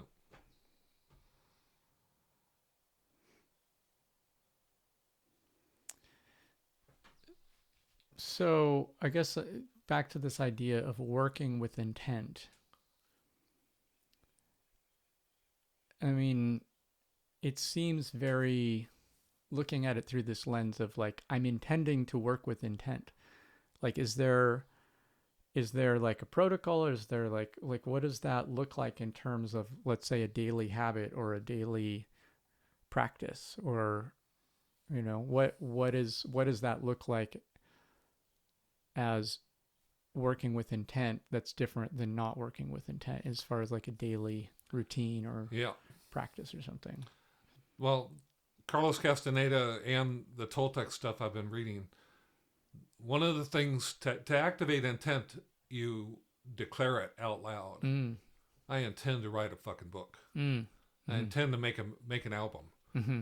And you just state that to the universe. It's like you're telling it, I'm going to do this. Mm-hmm.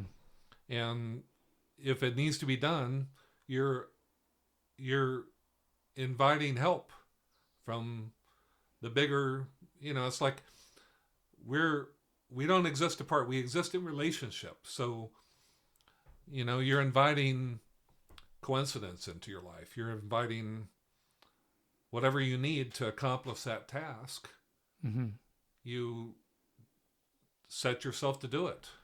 If you don't state it out loud, it means you could go back and I didn't mean it. Mm-hmm. It's like, okay, it's a good idea. I kind of want to do it, but Got a lot of other things going I on. got other things going on. Got a lot of intentions on the back burner of the stove. Yeah. And also, it's like saying it out loud or writing it down. Mm. I'm going to do this. Mm-hmm. Start journaling, start working on it. Mm-hmm. And that, you have to, if it's going to get done, it's going to be hard to do, Mm-hmm. And you have to mean it. Mm-hmm. And you have to back it up by doing it. Mm-hmm. But yeah, I think the key thing is to actually state it out loud. I'm doing this. Mm-hmm. I'm going to make this happen. And you're saying that to like God, I guess, or something. It's like you're offering your intent, right? You're saying, this is what I want to do. Mm-hmm. I know I need help. Can you help me? Mm-hmm. Because I'm gonna give it my all, mm-hmm. and try to make this happen. Mm-hmm. Cool. Yeah, I like the feeling of that, especially on something like recording an album. That's something I've kind of been flirting with for decades, but I've never taken a stand like that, I think it's also important to have an audience. It's like when I was writing my books, mm-hmm. I wrote my books for my claimants. Mm-hmm. I had like this, okay, I'm going to write these guys a pamphlet. Uh-huh. It's like if you have an audience, it's much easier to move forward than it is if, I'm just going to write a book. Mm-hmm. I don't know who's going to listen to it or whatever, but... Mm-hmm. Yeah, it's true, because there's like different genres and different energies. Like, who are you writing this for? Sound healing, ambient. What is your intent album for the person listening? Right. What experience do I want it to have when listening to it? Yeah. I think is probably more than any particular audience. It's more like, what do I want the feeling to be when listening to it? That's exactly what I think that's really important what you said there about the feeling. What feeling do you want? Mm-hmm. Because if you know that, that's much more inclusive than, I got a plot or something, that's... There's certain words I want to have in a song about whatever. No, but if you get the feeling right, mm-hmm. then that's all you need almost. Mm-hmm. Yeah. Yeah, and what feeling do I want to have? Like, if I'm going to perform these songs, especially if like a lot of my songs are, guitar and voice, and I perform them around, the fire or cafes or whatever. Like, what feeling do I want to experience when I'm sharing my song with people? Well, yeah, that's what they're going to get. Right. So yeah, that's like exactly what experience right. If I'm going to make an album, let's just say it became popular, then I'd be playing shows a lot, touring. I'd go on tour. What experience do I want to have over and over and over and over, sharing my songs over and over and over, Like, there's this thing that musicians get burnt out on their own, or it becomes a shtick, you see, I've seen a lot of bands where it seems like they're just kind of doing the thing that got them popular, and it seems like it's kind of, they're almost like not quite satire, but a caricature of themselves, It's almost like they're a copy band of their own, a cover band of their own, band, But I wonder, it's like I've heard that Bob Dylan, for instance, never sings a song the same. Right? True. And But I would imagine that he is trying to achieve the same feeling which inspired that song. Mm-hmm. And maybe he needs to change it up to access a feeling. Mm. It's like that to me would make sense. That's like, True. because otherwise, is he just randomly, well, fuck with this chord structure? Mm-hmm. I doubt it. I think that it's more just what is. And I think it's also though situational, like just in my own experience of my own songs, I've had some songs that I've performed for decades, and each situation is different. I perform it differently depending on what the audience is there. So Yeah. in the sense of like what's the audience for, and so to the extent that I've sung exactly the same song in like a really quiet, intimate, almost like ceremony kind of situation, or a very quiet cafe, to like a super loud bar that's next to a electronic show next door where I'm just singing it as loud as I can and really fast and upbeat, and it's like a dance song. And like the same song in those two situations was very different experience, but also like there's some kind of essence that came through. That's the essence of that song.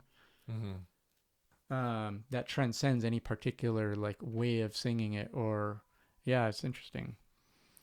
Songs have many different. So here we are on a podcast. Maybe now would be a good time to express your intent, Thomas.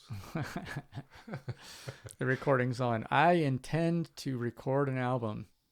Looking right into the camera. I intend to record an album of my songs. Not bad. All right, thanks, Keith. Thanks for putting me on the intention spot. Yeah. Why not? Why not? Yeah. I mean, that's what you want to do, right? Yeah. I want to record an album. I intend to record an album. I think and you're going to do it now. Those two sentences are different. I want to record an album, and I intend to record an album. Yeah, that is a difference. And I will attempt to do it in a way that I'm pleased to hear it a year from now, or many times. Yeah. In my mind, I get this picture we were talking about. I was saying you need to put some rock and roll posters up here, and you go, no, that's not what I'm. Yeah. It's not what I'm about. It's like you're more into, I think, a meditative state, or I don't know how would you put it. I mean, yes, but as far as my music is concerned, I would say more contemplative, reflective. Like I definitely like the words to have some kind of meaning, and for there to be melodies and harmonies, and it's definitely not like. I mean, I do also why I associate with the meditative state is more of like sound journey or ambient music or something that would be good to have on while meditating. Oh, okay, yeah, no, which I also like, but yeah, I would say maybe reflective, contemplative, thought-provoking, but also like, themes of love and beauty and, like the Baha'i calendar? Kind of. Yeah. Hey, you could write a song for each month of the Baha'i calendar. There you go. Yeah. Fucking A. Yeah, that kind of idea of like, or, I have a whole list of words that each word is like a whole different song. Yeah. Desire would be like a song exploring desire and the experience of desire, or clarity, or yeah. Yeah. Or like the song I'm almost done with, True North, is about Polaris the constellations and the precession of the equinoxes. No kidding. Oh, did you use the obliquity of the ecliptic? I have the obliquity of the ecliptic is in there. All right. I'm so happy to hear that. A song without the obliquity of the ecliptic is just barely a song, Well, a song about the stars and precession. Right. It's got to have the obliquity of the ecliptic. That's good to hear. My friend Floa, when I was in Mazunte, we were jamming on the beach, and I was like, we were playing songs for each other to kind of see if we could offer suggestions. Songs that you wrote. Yeah, that we each wrote. So Yeah. she shared songs she wrote, and I kind of, you know, played or gave her reflections, and then Yeah. and then I shared that song. I was like, I'm trying to fit the obliquity of the ecliptic in here, and she had like the perfect little melody that worked, you know. Yeah. That's the octaves coming in from the outside. Right. So Floa, you get credit for that. You're gonna Nice. get percentage of the massive amount of royalties for that song when it's recorded All right. and Wow. up on Spotify. Oh, right. And part of the intention of the album is to have it on Spotify, right? Just, I mean, basically because that's the way we get access, share access, you know, hey, you can find it on Spotify or you can find it on whatever, all the Apple Music or whatever. In other words, you go all the way through to it's available. Exactly. Yeah. So your intention is to complete the project, not To just complete it to and make distribute it, Yeah. Yeah, there you go. make it available. Yeah, see, I think that intent is powerful. You know, I think that, and, you know, power is what, how do you When you define say power? that intent, do you mean like speaking it out loud into the, you know? And visualizing it in all the detail leading up to the complete product. You know, because that's the intent. The intent has a wholeness to it. And I would add to that, visualizing someone listening to it for the first time in your presence and how they're experiencing it. Because to really, that's the end. Like to me, that's the communication, right? Is the experience that the listener is having when they listen to it. Yeah, because writing it is one thing. Someone has to hear it for it to exist. Right. And it could just, there's millions of songs up on Spotify that no one's listening to, too, Right. or appreciating or enjoying, you know? So, and this reminds me of my familiarity with intentions regarding rain, bringing the rain. In my own experience and in my hearing of stories about it, like I've heard stories about Hopi, or who was it who was talking about his Hopi friend invited him to go out to the traditional spot to like call in the rain. There's a book by Rolling Thunder that is unfucking believable with this guy. I mean, the miracles that this guy was working with nature is just beyond imagination. Mm-hmm. Yeah, I'm trying to remember who told this particular story. Someone famous, but he was just like, yeah, so I went with him and we hiked for hours out, and there was like this little circle of rocks, and he stood in there, and then after like 5 minutes he's like, okay, let's go. He's like, what? That's it? You know? He's like, yeah, it's done. And in like asking him more about it, the guy explained that like he was imagining being in his village and feeling the rain falling on him and feeling exactly, and feeling his feet in the mud and seeing the droplets and but especially the feeling of it. Yeah. And then also probably in that vision was the other people feeling it too, right? Because then you're magnet amplifying the vision, like lots of people feeling it. And in my own experience with that, I've done some experiments with, you know, in the middle of summer, it's hot, it's dry, it's like fire season. Everyone's scared about fire. Everyone's thinking about fire, you know. And my dad called me up. He's like, Thomas. And I didn't have fire insurance for a period of time. And he's like, Thomas, you got to get fire insurance. Fire danger, fire season. You got to get. I'm like, Dad, stop. Let's just imagine together. Let's imagine there's rain. We're on my deck. All right, you're on my deck with me? Yeah, okay, we're on the deck. Okay, I'm imagining it.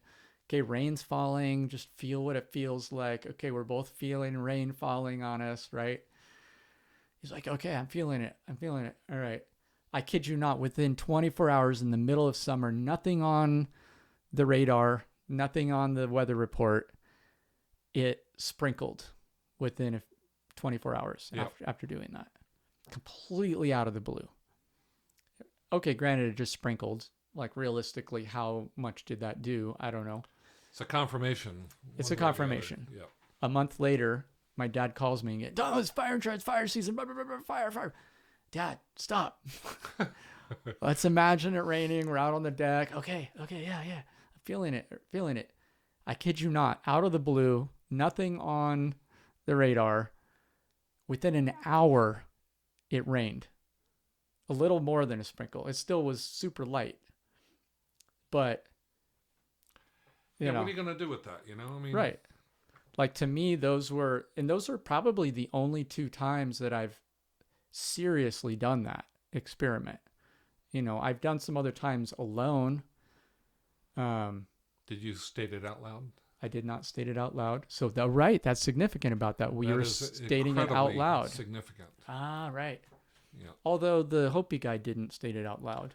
Well, like I said, I think but it depends. But he went to his sacred spot. Like, walking for miles, hours out into your sacred spot, which is the spot where that is done, is a very tangible statement in a sense too. Yeah.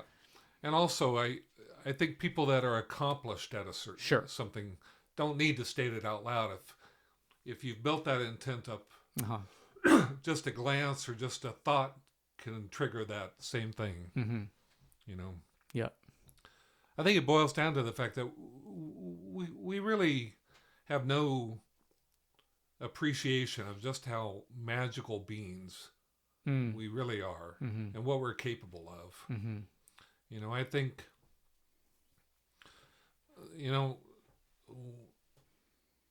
it's so easy to get lost in this reality where we're victims of our circumstances.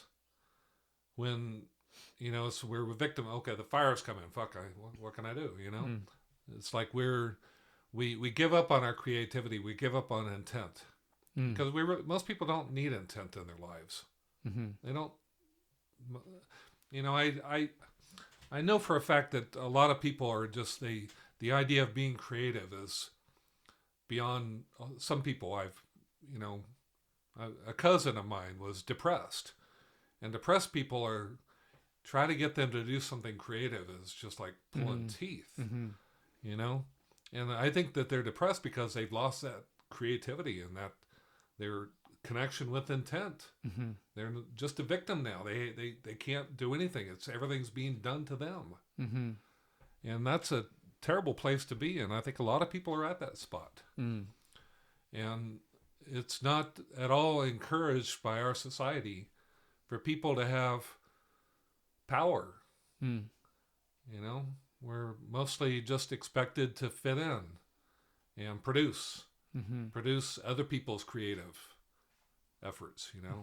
They got the business. You're just doing paperwork for them. Yeah, and there's the classic cliche idea of the way to get rich is to get other people to do the work for you. It's basically you're aggregating a whole bunch of other people working and then skimming the cream off the top. Yeah, well, that is creative at the top. It's in a twisted sort of way, but it's the people that are working for those guys who I really feel are lacking. Yeah.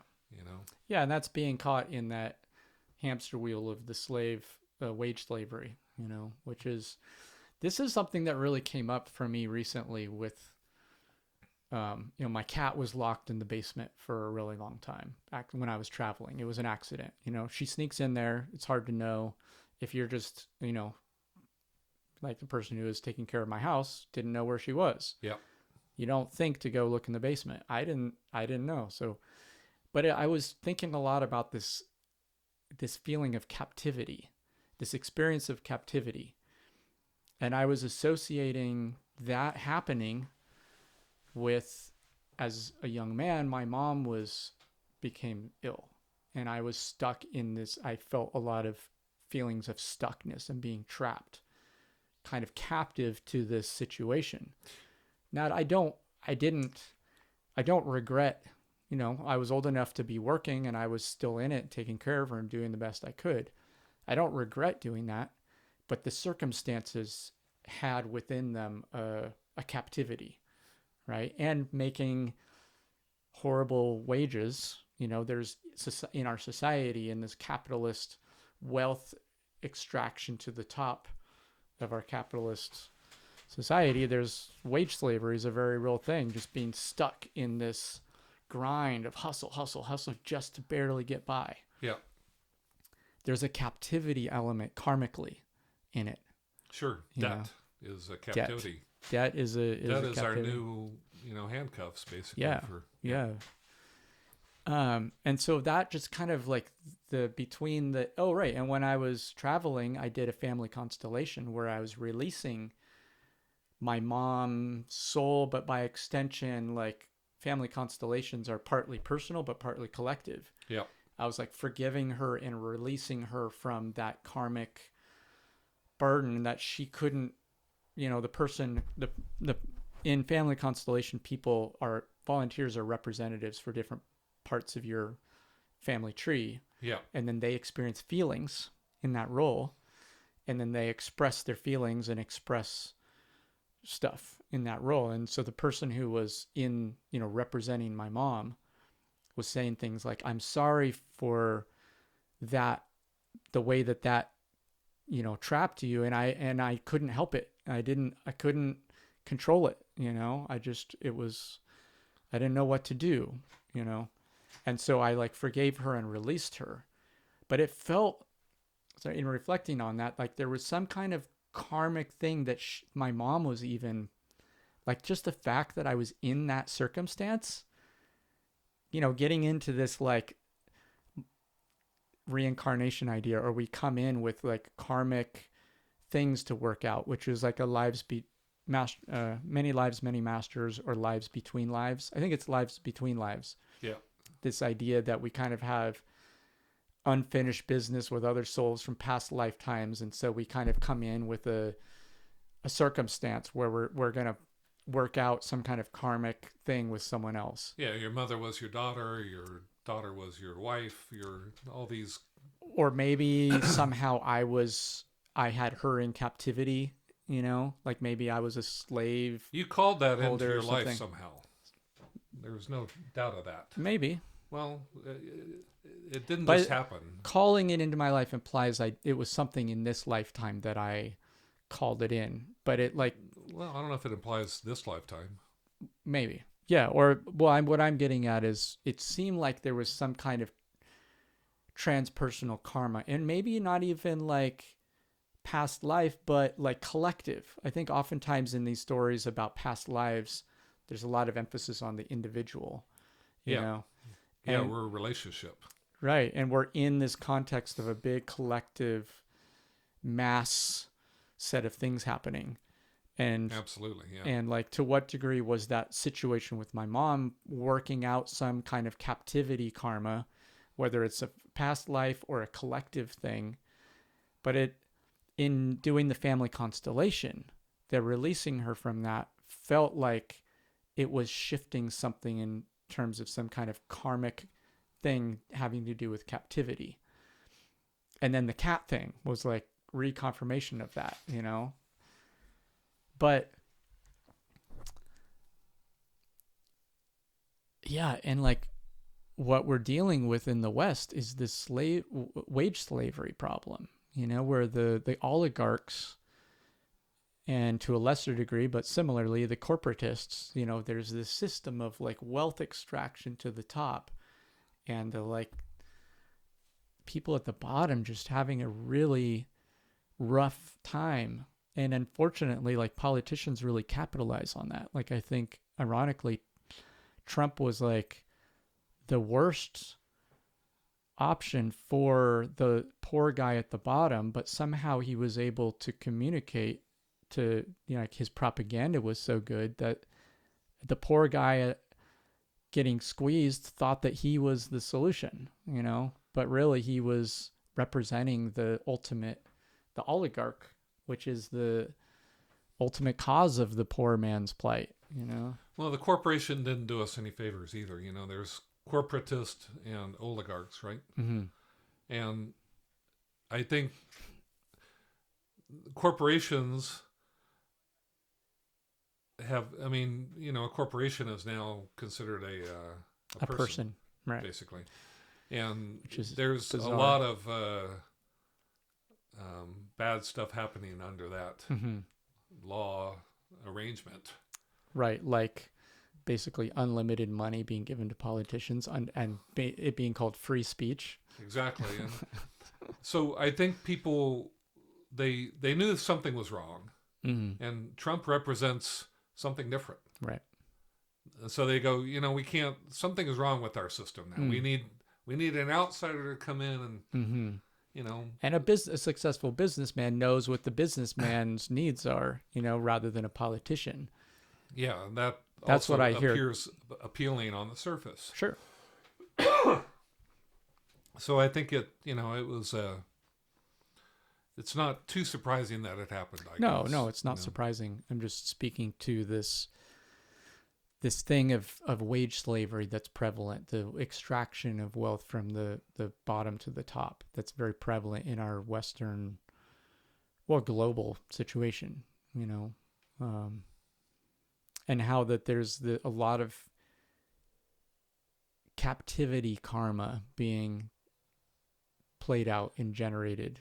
Yeah, the cells are getting smaller and smaller, Mm. is what I think. What do you mean by that? Well, just that, I think we used to have more freedoms Mm. and more.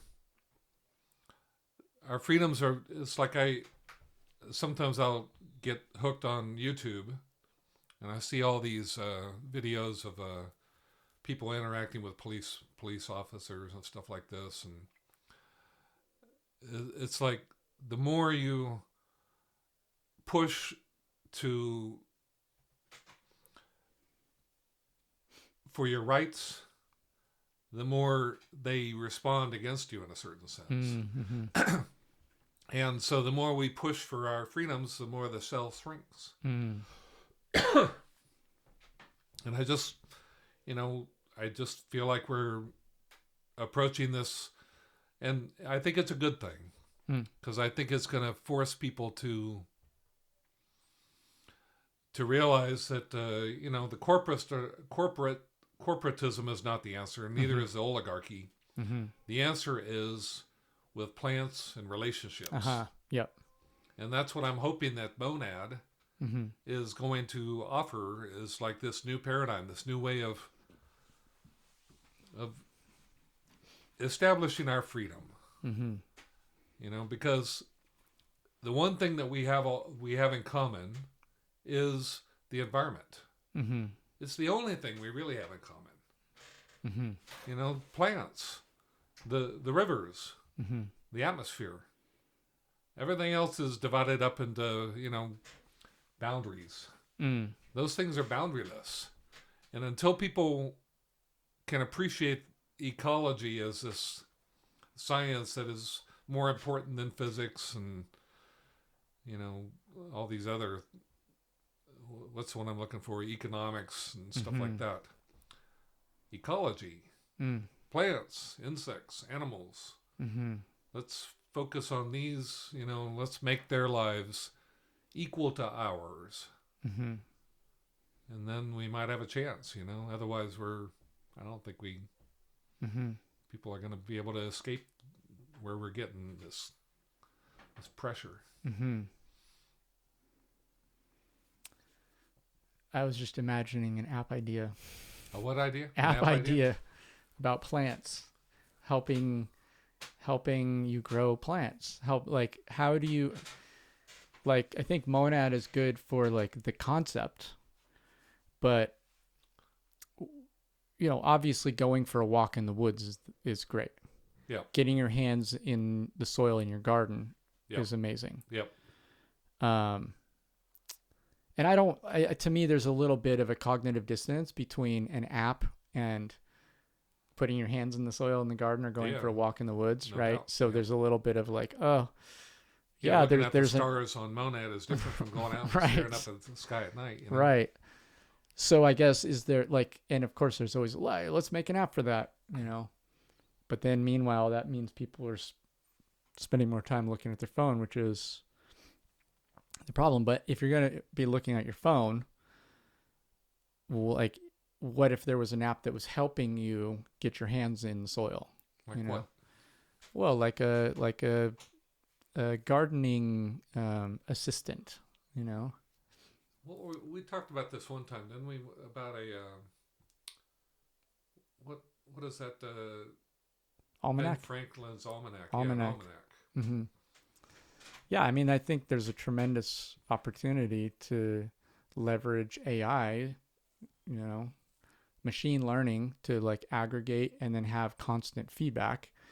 Because like there could be the thing of like people using the app can be whatever giving feedback into the thing of how their plants are doing, maybe even taking photos, Yep. and that's feeding back into the learning, which then is creating is training a model that is very place dependent. But anyway, Place dependent. Yeah. anyway, app ideas, AI app ideas, and Yeah. After our last time with the AI, I haven't felt any interest in any No. since. You know. yeah. Yeah. Well, I think there's machine looking at it as machine learning, which is like finding patterns, you know. Yeah. It's like it's a fancy search engine versus thinking that it's some kind of cognitive understanding being. Still, You know? it left me with a bad feeling, I guess. Like, you want to talk about it? Like, what do you mean? What's Well, the nature of it? it just feels foreign, and like it's like kissing a girl with braces. Maybe it's like, it's interesting, but then there's this metal. Mm. It's like, yeah, it's different than Mm. just a natural girl. Or kissing a robot with squishy lips. Maybe it's more like it. Or that would be even worse. That's probably more accurate though. Yeah. Because it's kissing a girl with braces. At least it's a girl, whereas kissing a robot, there's no girl there. It's a mock-up. Yeah, it's soulless. Yeah. And I'm convinced that this is another subject I wanted to cover. This is a big subject. I don't know if we have time for that. Okay. Now. But the sun is about to start hitting my face, so. Oh yeah, but blood. Mm. It's like, to me, blood is the organ of awareness, and this is a model that I've never seen promoted by anybody. It's not in the Toltec literature or anything like this.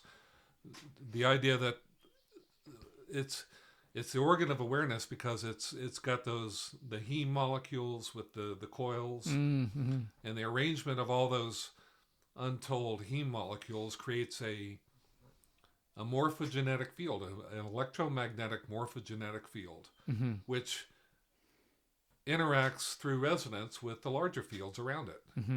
That's awareness.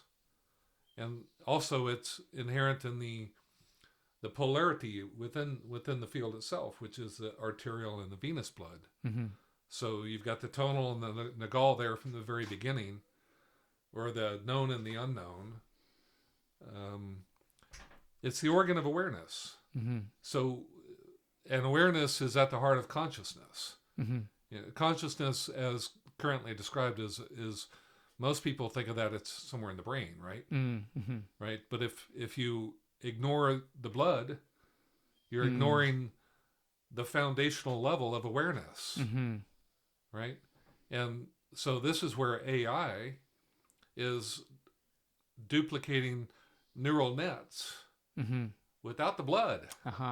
So there's no awareness, and without these coils that are integrally connected to the morphogenetic field of reality, and probably similar to what we were talking about earlier, the entanglement with the mass of the universe. Yeah, it's missing a big part of what it means to be human or alive or anything like this. In other words, how is this thing ever it's like they're wondering, when will AI become conscious? How could it ever become conscious skipping the step of awareness. Hmm. It's impossible. So until you build a computer with the bloodstream, don't bother me. Well, Don't bother thinking about it. there are electrons flowing through it. Electrons are certainly Yeah, but that's connected to the universe. yeah, but that's your brain has electrons flowing through it. Also, it's a model of a brain. Mm-hmm. It's not a model of a bloodstream. Mm-hmm. Is I guess my point. It's not modeling the foundational organ of awareness. Interesting. Yeah, and there's no way to model the only way is through blood, Mm-hmm. because the morphogenetic field is what the if you look at the bloodstream of an embryo, that is the morphogenetic field. Mm-hmm. Right? I mean, that's the shape, the form of this whole thing is you have to build the bloodstream first before you can transport Right. the structure, the atomics, carbon and all the other molecules and atoms Mm-hmm. to build up the body around that form. Mm-hmm. The form is blood at first, from the very beginning. Yeah. And the brain is, necessary for information, for like abstract Right, and for processing and but abstract. awareness is not processing. Right. You're just aware. It's like Yeah. you just are. It's Yeah. just it's there. Presence. It's inside you. It's outside you. Mm-hmm. And it doesn't require any consciousness. Mm-hmm. Awareness is different from consciousness. Nice. And which is more fundamental? Awareness. Awareness is Yeah. more fundamental. Mm. Awareness, the way the Toltecs describe awareness is it's fear. It's fear of the other. Interesting. It's fear of the unknown in a certain sense, right? It's like that original dichotomy is intent. It's the intent of making the unknown known because you're fearful of the unknown. So you want to make it known so that you don't have to fear it. Interesting. So that... And like awareness, you're like looking around, you're peering into the unknown to like know it. Yeah, exactly. It's like you're in a cave. It's like I'm terrified. That's the nature of being surrounded by the unknown. So you try to bring in as much of the known as you can and protect yourself from the unknown. And so then how would you define consciousness? Is that more of like brain and thought and abstract? Consciousness abstraction? is the Pingala aspect of it. Uh-huh. Ida is that awareness. She is that primordial awareness thing that's out there and in here at the same time. That is the unknown. She is the unknown, right? Pingala is the known, which is the mind. Mind is consciousness. The awareness is feeling. It's you can feel this thing. You can feel fear. You can feel any feeling is before processing to a certain extent. It just is. What is it? It's something. They talk about desire, that there's desire is there's 4 types of desire, and that desire is at the root of all feeling. You feel desire for fighting is what is it? Is a desire to run. There's a desire to fight. There's a desire to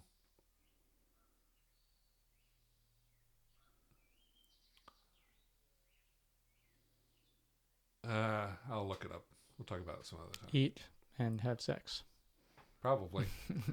But Well, they're there's more fundamental than that. reminded me of the joke of, it's kind of like, on Tinder, you see the image and then you swipe left or right. I've never been on Tinder. Oh, well, you could imagine. It's a dating app. You get a photo, Oh, yeah, you swipe okay. right for yes, left for no. Oh, yeah. But there's this, I don't know where it comes from.